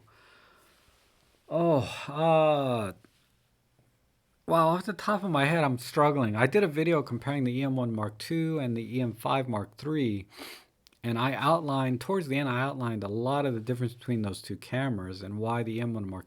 And long story short, the M1 Mark II has all the professional features. Um, so tethering was one. Um, in the video side, they don't have the prologue mode, and let's see, they got rid of the little PC port for flashes, which is good if you have older flash systems that still use that. Some people are going to miss that. They also got rid of. Oh, I still got my Wi-Fi on from my thing here. Um, Now I'm killing the battery on both things, my phone and my camera. Where was I going? Dang, I had a train of thought here and I lost it. Oh, the grip. The grip that they have for the M5 Mark III does not have battery or headphone port, right, options. Whereas the original M5 Mark II, if you bought a grip, you got a headphone jack and two batteries that you could put in the grip.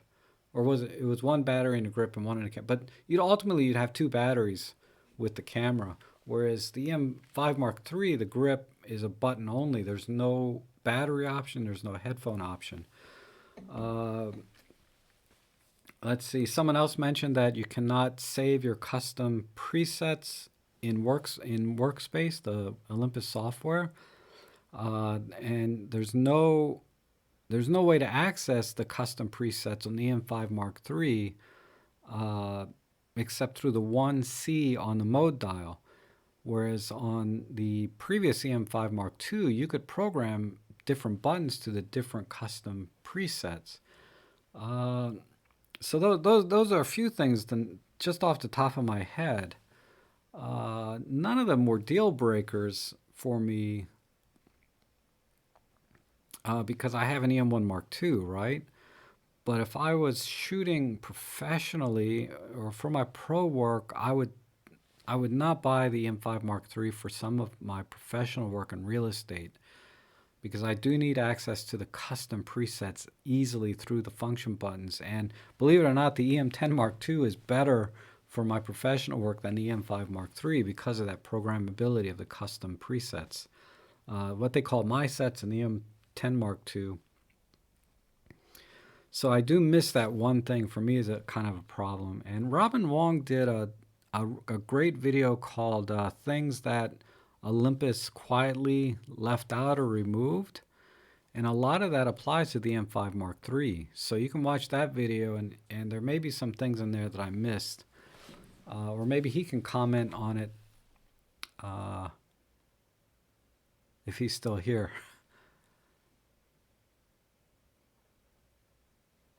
Let's see. John Softly, someone suggested that the forthcoming 100 to 400 will retail.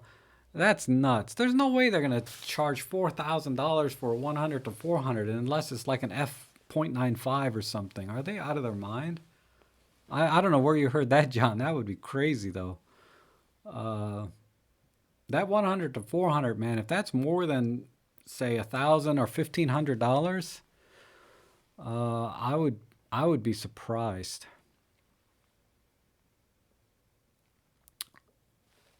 Hi, Michael. Let's see. From Portugal. I have an EM10 Mark II with the kit lens, and I'm very happy with it. What do you think about the 17 f1.8? If you do street photography, I think it's a great travel lens too. It's just wide enough to capture kind of the environment, but it's not so wide that everything is tiny. And it's I don't know. I really like the 17 1.8 personally. It's not a lens that um, I bought for a long time. I was a good 2.5, maybe 3 years into Micro Four Thirds before I bought a 17 because the kit lens covered it pretty well. But I don't know. If you can get a good deal on it, I think you'll really like that lens. Happy New Year, Dan.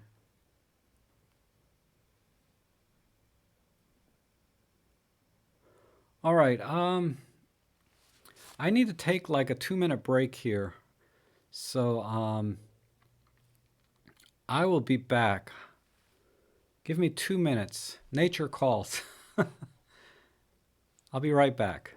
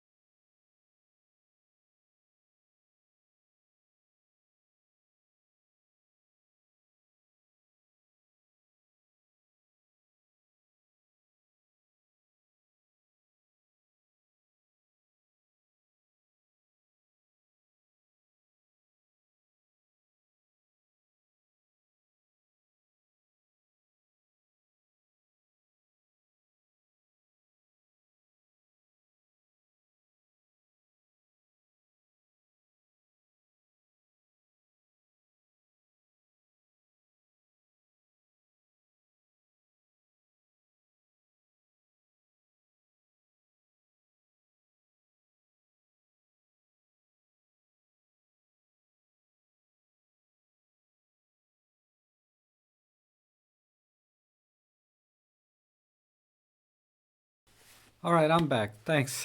Sorry about that. I needed a break there. Uh, No, I'm not sure even where we left off here.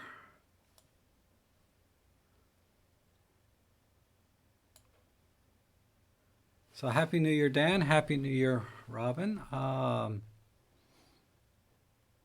Thank you. Oh, hey, Arthur. Happy New Year. You know, Arthur, you need to email me. My T-shirt's available now, and I promise to give you one about Kit Lenses Rock. So just email me here, rob@robtrek.com. I just posted it in the chat window. So email me so I get your email, but email me your address so I can send it to you. Hopefully the postage isn't too much, sending it to wherever you are. If I can, I will try and send it to you. Because sometimes you know how places are, they don't ship to certain places for some reason. But if you email me your address, I'll put it in the computer and see if it'll ship it to you. But I'm gonna send you. So to give me your address and what size T-shirt you want.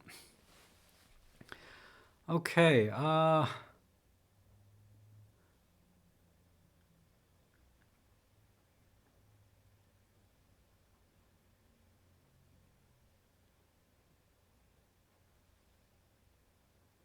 The M10. Oops. Rick is saying the M10 is smaller than the M5. Is perfectly. Yeah, EM10 Mark III is an awesome little camera too. Thanks, Rick. Okay, Michael's asking me from the 17 to 25 and the 45, what should be the first prime to buy? I would get the 45, honestly. Again, mainly because I think that'll expand your photography the most because your kit lens is covering the 17 and the 25. And there's only about a one-stop difference in terms of aperture at 17 and 25. But when you get to the 45 millimeter, it's a little tighter and it's also about 2 stops faster in terms of aperture. Which, if that doesn't mean anything to you, basically that means you'll get a lot more light into the lens at that focal length than you will with your kit lens. So you're going to be able to shoot at lower ISOs. You're going to be able to shoot at faster shutter speeds. You can also get a really nice shallow depth of field if you want to get into that. So I always, when people ask me which first prime should you get as a beginner, I think the 45, and also because the 45 millimeter is on sale all the time for half price, right? And definitely more than half price if you buy it second hand. So it's a tremendous value as well over say the 17 and the 25 because those things you get good deals on them sometimes, but not as often as the 45. So I feel like the 45 is really the best first prime. If you're getting started, if you're already into photography, you know which prime lens you want, and you're buying it for a very specific reason, mainly because of the focal length and/or the aperture.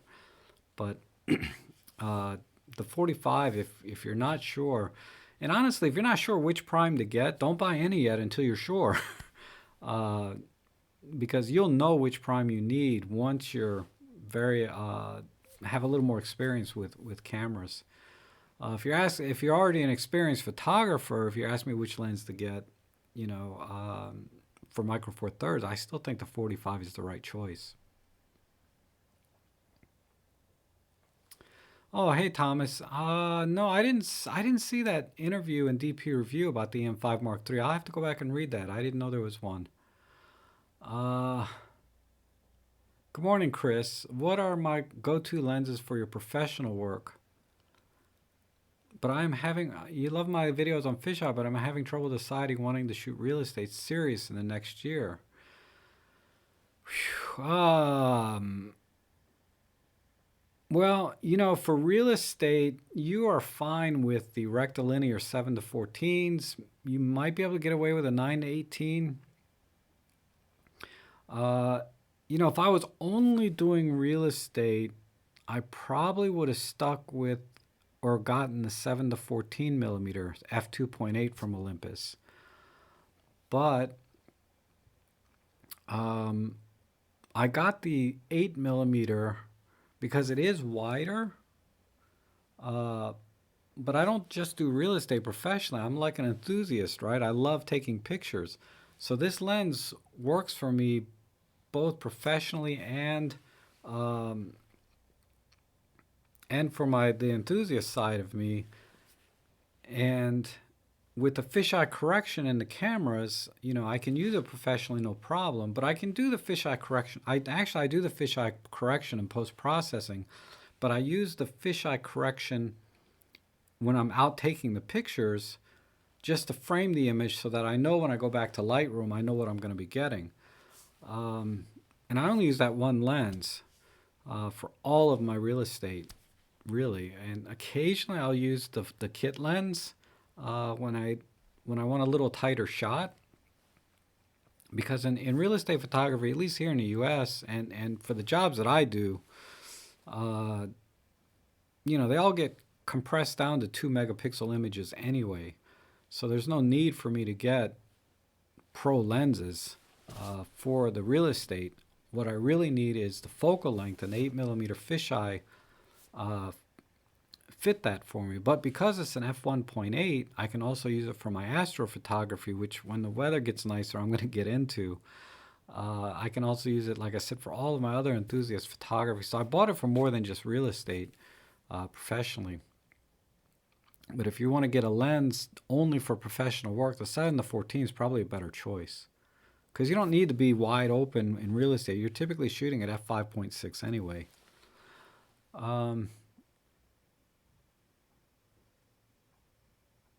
Okay.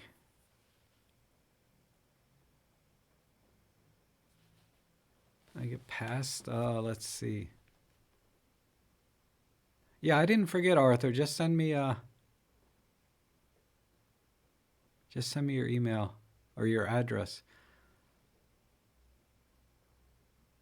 Um,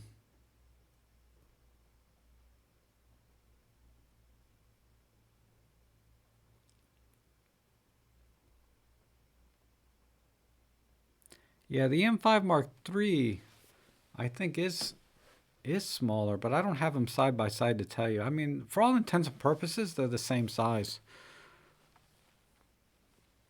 The M5 Mark II and the M5 Mark III, I can't imagine one is bigger than the other. At least not like if you held them side by side, you might be able to tell the difference. But I think if you had one camera one day, then had the other camera the next day, you wouldn't be able to tell there was any difference in size. Oh, you asked me about I'm still waiting for my other batteries from China to come in for the battery review. So I haven't made any progress there. Um, all I know for now is that generic batteries suck in terms of power, and which is expected, right? And I can live with it. Like I just bought these generics for my Panasonic, and they work fine. When it dies, I just replace it with the other one. I paid, you know, $10 for two batteries, but like I said, that deal with the getting Olympus or factory original batteries for like $15, give or take. That if that pans out, man, that's gonna rock. But I'm not there yet. As soon as those batteries come in, they haven't come in. I checked the mail yesterday; they didn't come in, so I'm gonna have to wait till tomorrow or Tuesday and check again. Anyone tried the Olympus 14 to 150 Mark One and Mark Two? Is the Mark Two any better?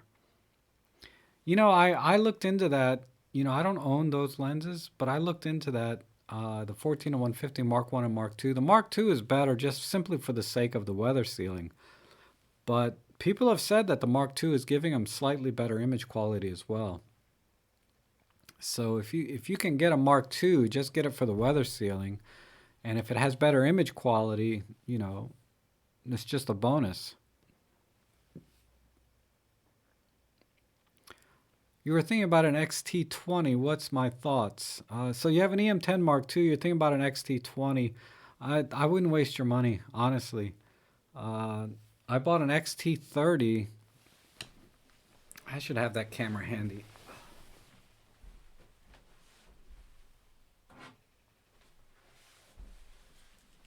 So I bought this XT30, right, with the 18 to 55 f2.8 to 4 kit lens, and I bought a grip for it. I have not taken this camera out for 6 weeks.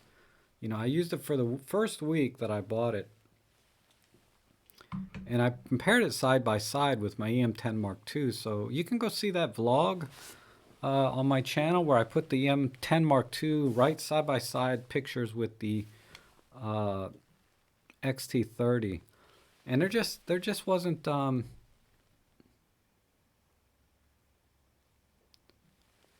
Sorry, I was checking something. There just wasn't enough difference to waste to spend money on that.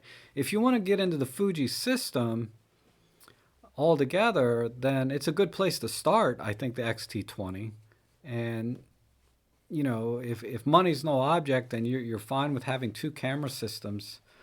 Um, that's great, but for me, there was nothing in there for me to feel like I need to switch systems from Olympus to Fuji, um, and I just didn't enjoy using that camera much.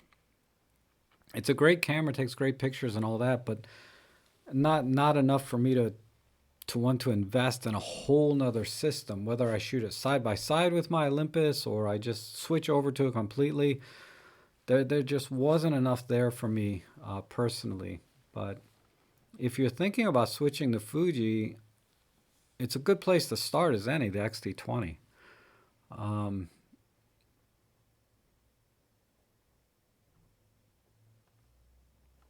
oh, thank you, Robin. Yeah, I've heard the 14 to 150 Mark II is better.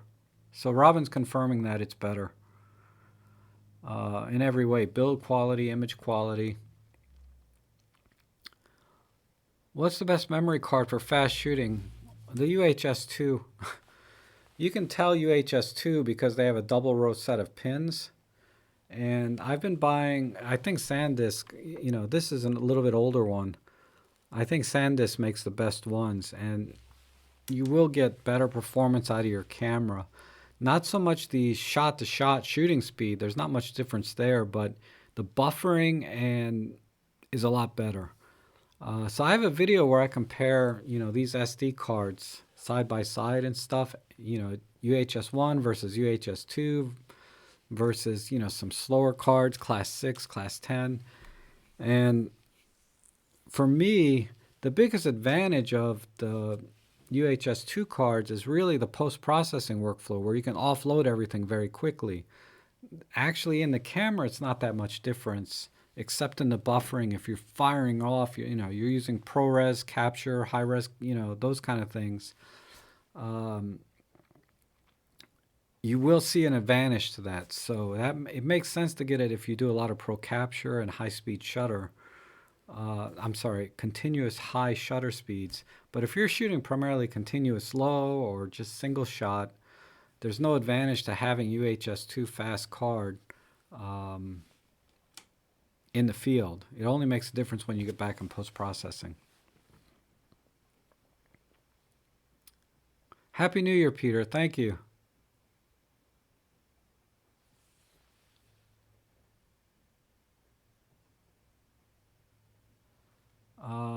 I see your point on the Ollie 100 to 400. I decided to not to wait and went with the Panalica. Okay, good. Yeah, John, I think you've been emailing me. We've been kind of communicating. There's a couple of Johns that I communicate with, so I get you guys confused sometimes. Uh,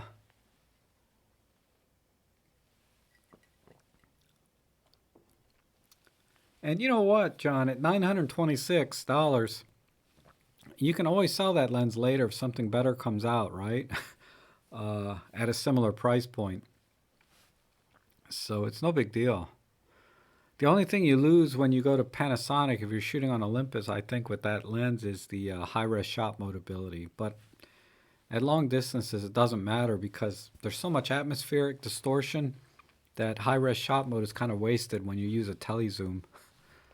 High-res shot mode, I think, is great for close-up product photography work, but when you're shooting long distances, like with a 100 to 400, you're not going to miss high-res shot mode by using a Panasonic lens.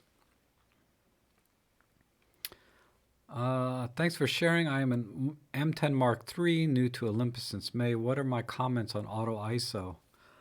I use auto ISO all the time. I'm not sure what the limits are on the EM10 Mark III, But yeah, I love it.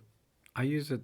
If you watch my beginners video, like what's it called? Best settings for beginners, part one.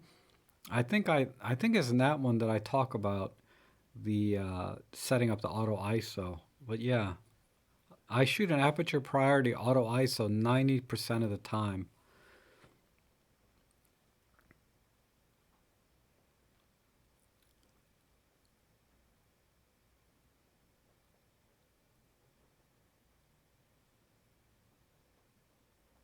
Huh.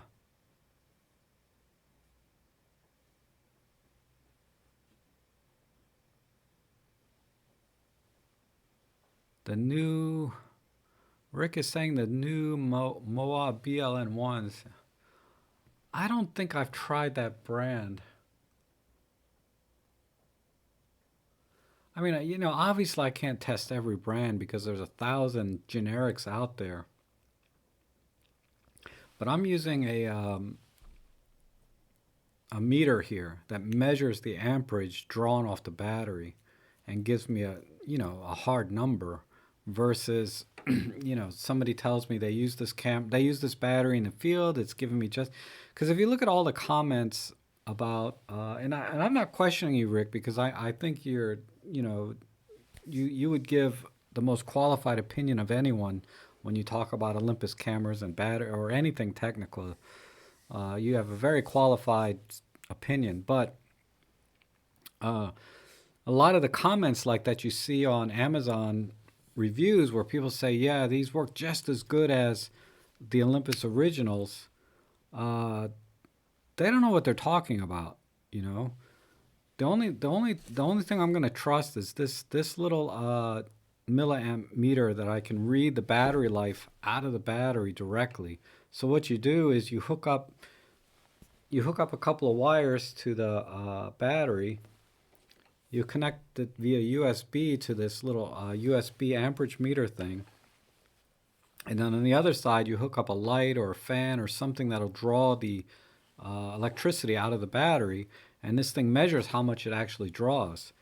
And the Olympus original batteries, I do get exactly what they stated. I mean, within like 5 or 10 milliamps, right?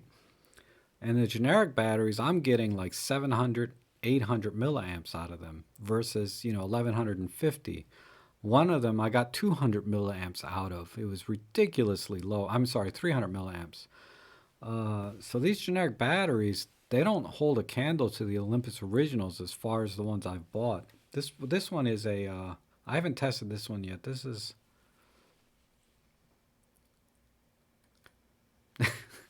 called pickle power. But the generics will say 2,000 milliamp capacity. This one says 1,600, but this is the Panasonic one. They'll claim some crazy number way over what the originals are, and they never are. Never. Not once have I found one. Um, I actually have a Wasabi one I should try, but it's a little bit too old for me to give it a fair test. I want to test brand new generics versus relatively brand new Olympus batteries, run them through a couple of cycles, right? Charge and discharge before I actually test them, and then see how it does. Shreyas is asking, what's my experience on shooting Ollie lenses on Panasonic bodies? Uh, they seem fine. I mean, I haven't rigorously tested the Panasonics with the Olympus lenses, but I'm not really having any problem with the kit lenses I've put on it. So it seems fine. Now, supposedly the depth from defocus doesn't work, that feature, but I don't know if the Panasonic I have, the GX85, works with this camera or not. I think Matty Salanto blog has tested a few Olympus lenses on his Panasonics. He would be the best person to ask, but he's not here today. But maybe in a couple of weeks, if we do a combined live stream, we'll talk about that.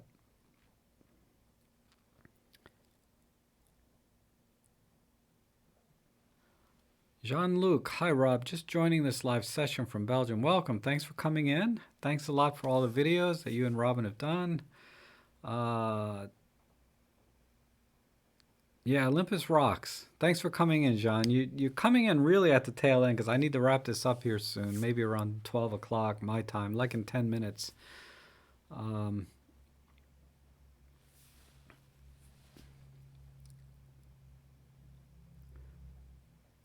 let's see. The Nuama BLNs are slightly lower rating than my genuine Olympus batteries, but haven't faded any quicker in extended photo shoots. Okay. I mean, I can try those. I think I've seen them because they were very cheap. But I buy the batteries. When I buy generic batteries, I buy them for the charger that comes with them because I always want a USB charger, a very specific charger. And then I don't care what the battery brand is. And once I get the charger that I want, then I start looking for the best deal. Okay, so I can get the charger I want. How many batteries are going to come with it? you know, because the battery itself, it's just it's for me, it's just a roll of the dice with these generics. Am I going to get a good one or I'm not going to get a good one? I have no idea.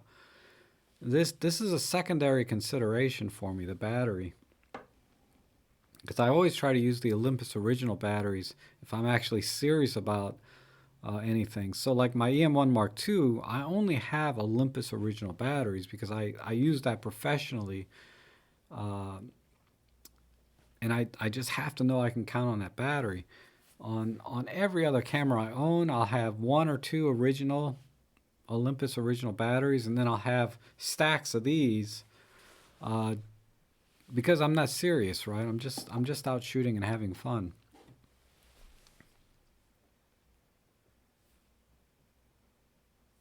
Oh, John uses the 14 to 140. Okay, that's good. That's good. I'm glad that lens works well.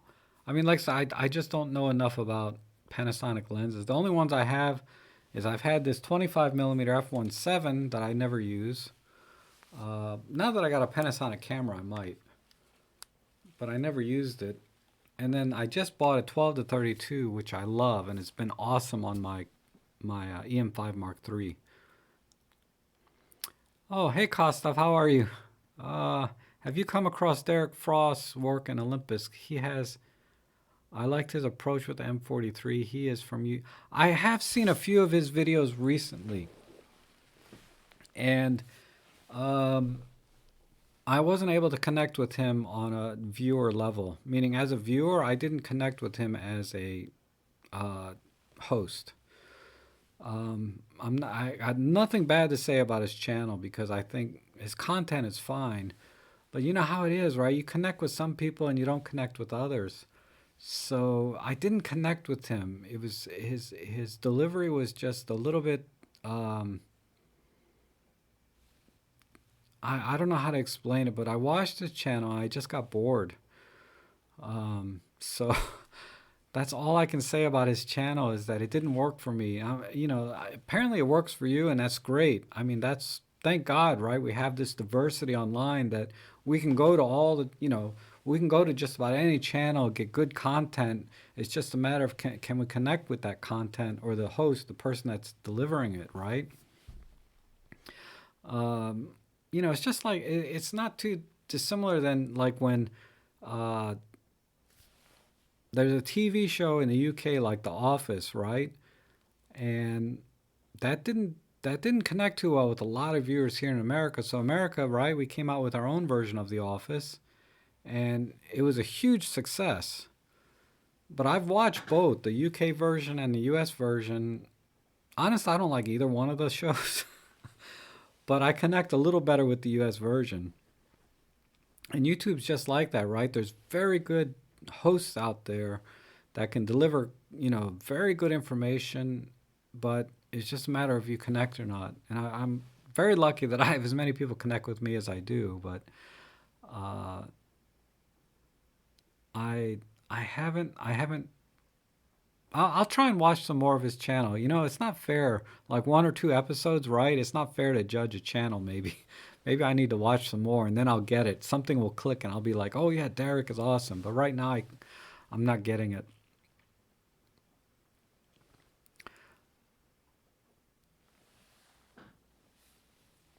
Oh hey, Andreas. Oh, you're at the Inner Harbor, like in Baltimore, Inner Harbor. Are you local to me?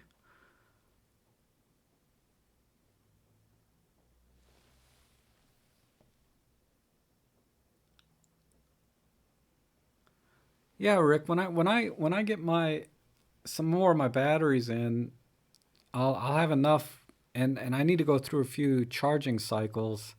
Then I'll be able to do a video and test and show you guys my results. Right now, I'm not just not ready.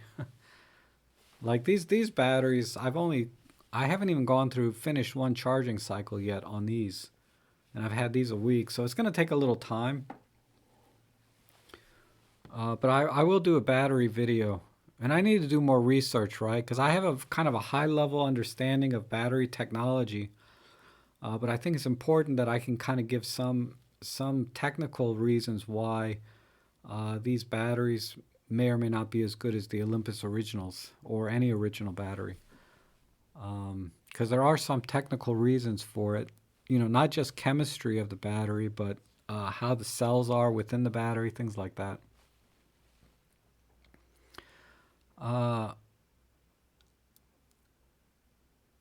a lot of good feedback about it in various on the 12 to 32 Panasonic Pancake kit lens. Uh, yeah, a lot of people like how sharp it is, and I'm getting that. I'm getting that. I feel like it is sharp.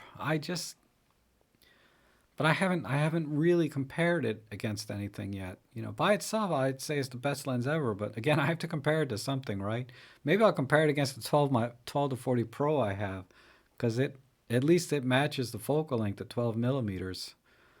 Um, does anyone here use the Surface Pro for photo editing?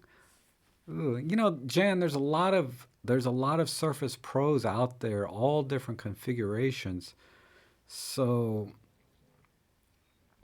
I would say you need to be if someone's going to answer her question, you need to be very specific about the specs of your Surface Pro.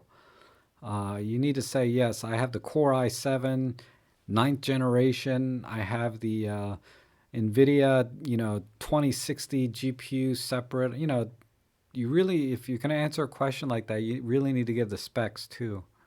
Now, if you're talking about workflow, like using the pen, the format of the Surface Pro screen is a little bit more square. That concerns me a little, right? Is the square format because Lightroom and Photoshop and a lot of photo editing surfaces are designed for 16 by 9 wide, and the Surface Pro is kind of narrow, right?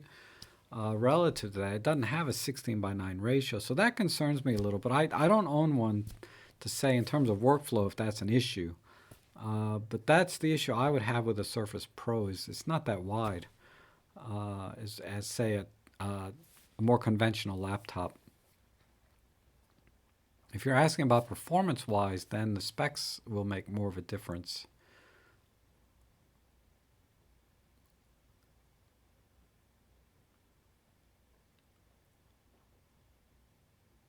I want to change to editing with a stylus and mobile. I'm debating between an iPad Pro and a Surface Pro. Okay, so you're talking about workflow.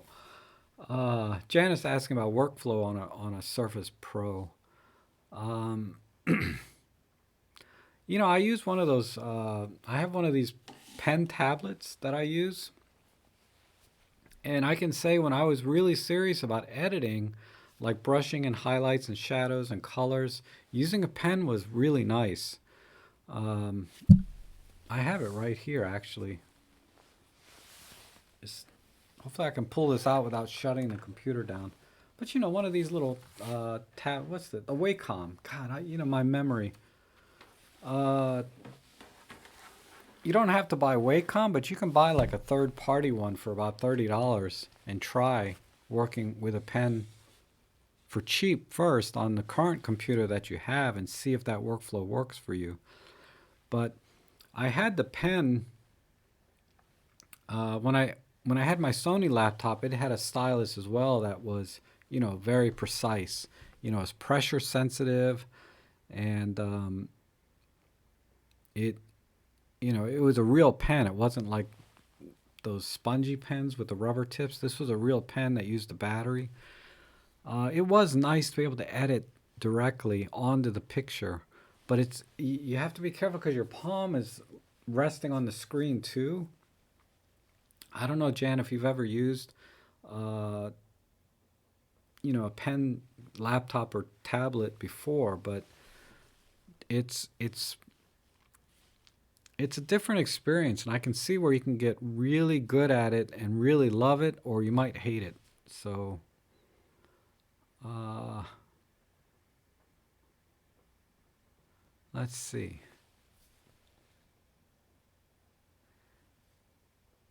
I just so Bruce is saying he just purchased the Surface Pro and plan to use it for video editing, but I haven't installed Lightroom yet. I think that one of the i7 should be fine. Okay. Yeah, definitely get the i7.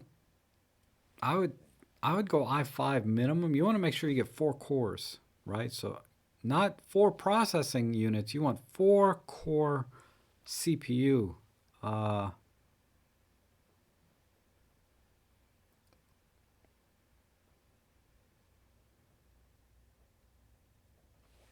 so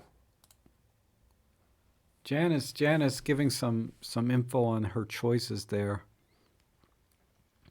I think for video editing, you definitely need at least a 256 gig SSD. I mean, photo editing. 128 is too crippling. Um, I just, I'm upgrading to a 1 terabyte. I just bought this 1 terabyte SSD. So don't go 128. You'll be sorry. 256 is still tight with Lightroom, for example. Um, but yeah, I wish I could give you more meat on your question, but I can't because I used this laptop, but I can tell you 256 is not enough. You need at least 4 cores, 16 gig of RAM. Don't go 32. 16 gig is enough. I bought 32, and it's I end up not using all of it. Okay, so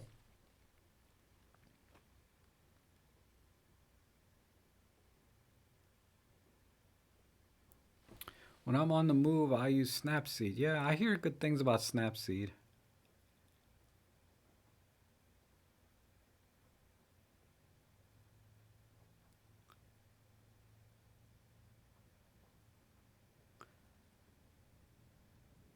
You do most of your edits. So Janet's saying she does most of her edits on her phone now.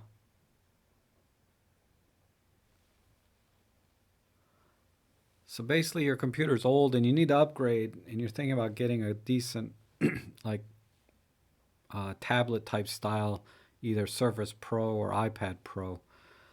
Yeah, I just don't do enough editing on those types of devices to give you a good answer. I can tell you from a laptop perspective, 4 core minimum, 16 gig minimum, any kind of secondary graphics card. It doesn't have to be a high end like GTX. It can be like an MX. Just any secondary image graphics processing card will do. Um, and yeah, larger SSD, at least 256 gig, but you're gonna want like a terabyte or 2 terabytes of external storage separate too. So yeah, it's gonna be a substantial investment. I wish I could help you more with that. Yeah, Robert's got the right idea there. i7 256 gig and an external SSD.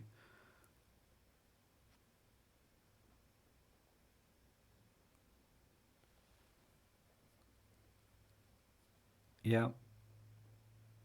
Yeah, Jen. I mean, you have to do what works best for you, right? Ultimately, what is your workflow? And if you're doing everything on your phone now, upgrading to any tablet will be 1,000 times better.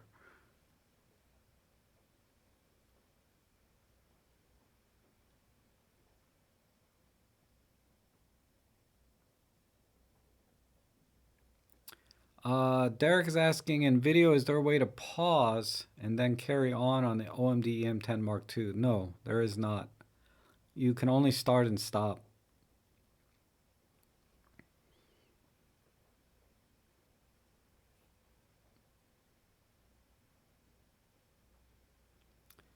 I do not use Darktable. I did download it and I tried using it, but the learning curve is a little steep for me.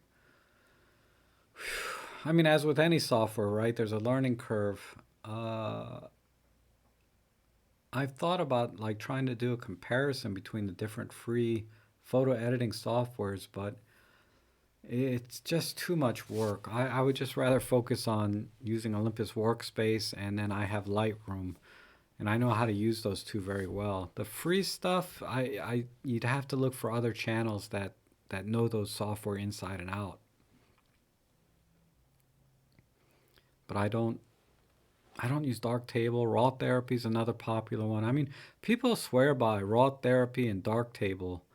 Um, so I don't think you can go wrong by picking one, but just know that the learning curve is very steep, and that's kind of what's preventing me from doing any kind of comparison. Is yeah, you would think the highlight and shadow sliders, the uh, exposure compensation, all these sliders on the surface look the same, but to get the best out of the software, just like our cameras, you have to really use the software a lot, and then you can start saying, okay, this software does a good job on this software does a great job on this, but not so much on this, etc. So I just don't have the time to learn all the different softwares to do that kind of comparison. So I think you have to find a channel where somebody does, like, I'm sure there's tutorials on Darktable on YouTube, and there's tutorials on Raw Therapy on YouTube that you can watch and get a feel for if that person knows what they're doing or not, and then make a decision on which software you think you can use. Because I think either one will probably do a good job, because there's a huge fan base on both sides. Uh, so if there's a big fan base for those software, that would imply that the software does a good job if you know how to use it. But it's something I just don't know how to use well enough to say it's good or bad.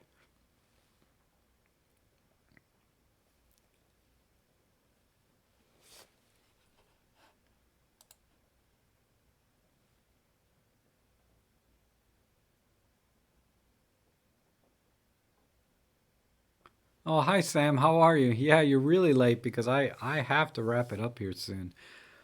Um, let's see. But thanks for coming in. All right, Happy New Year, Derek. Happy New Year. Thank you.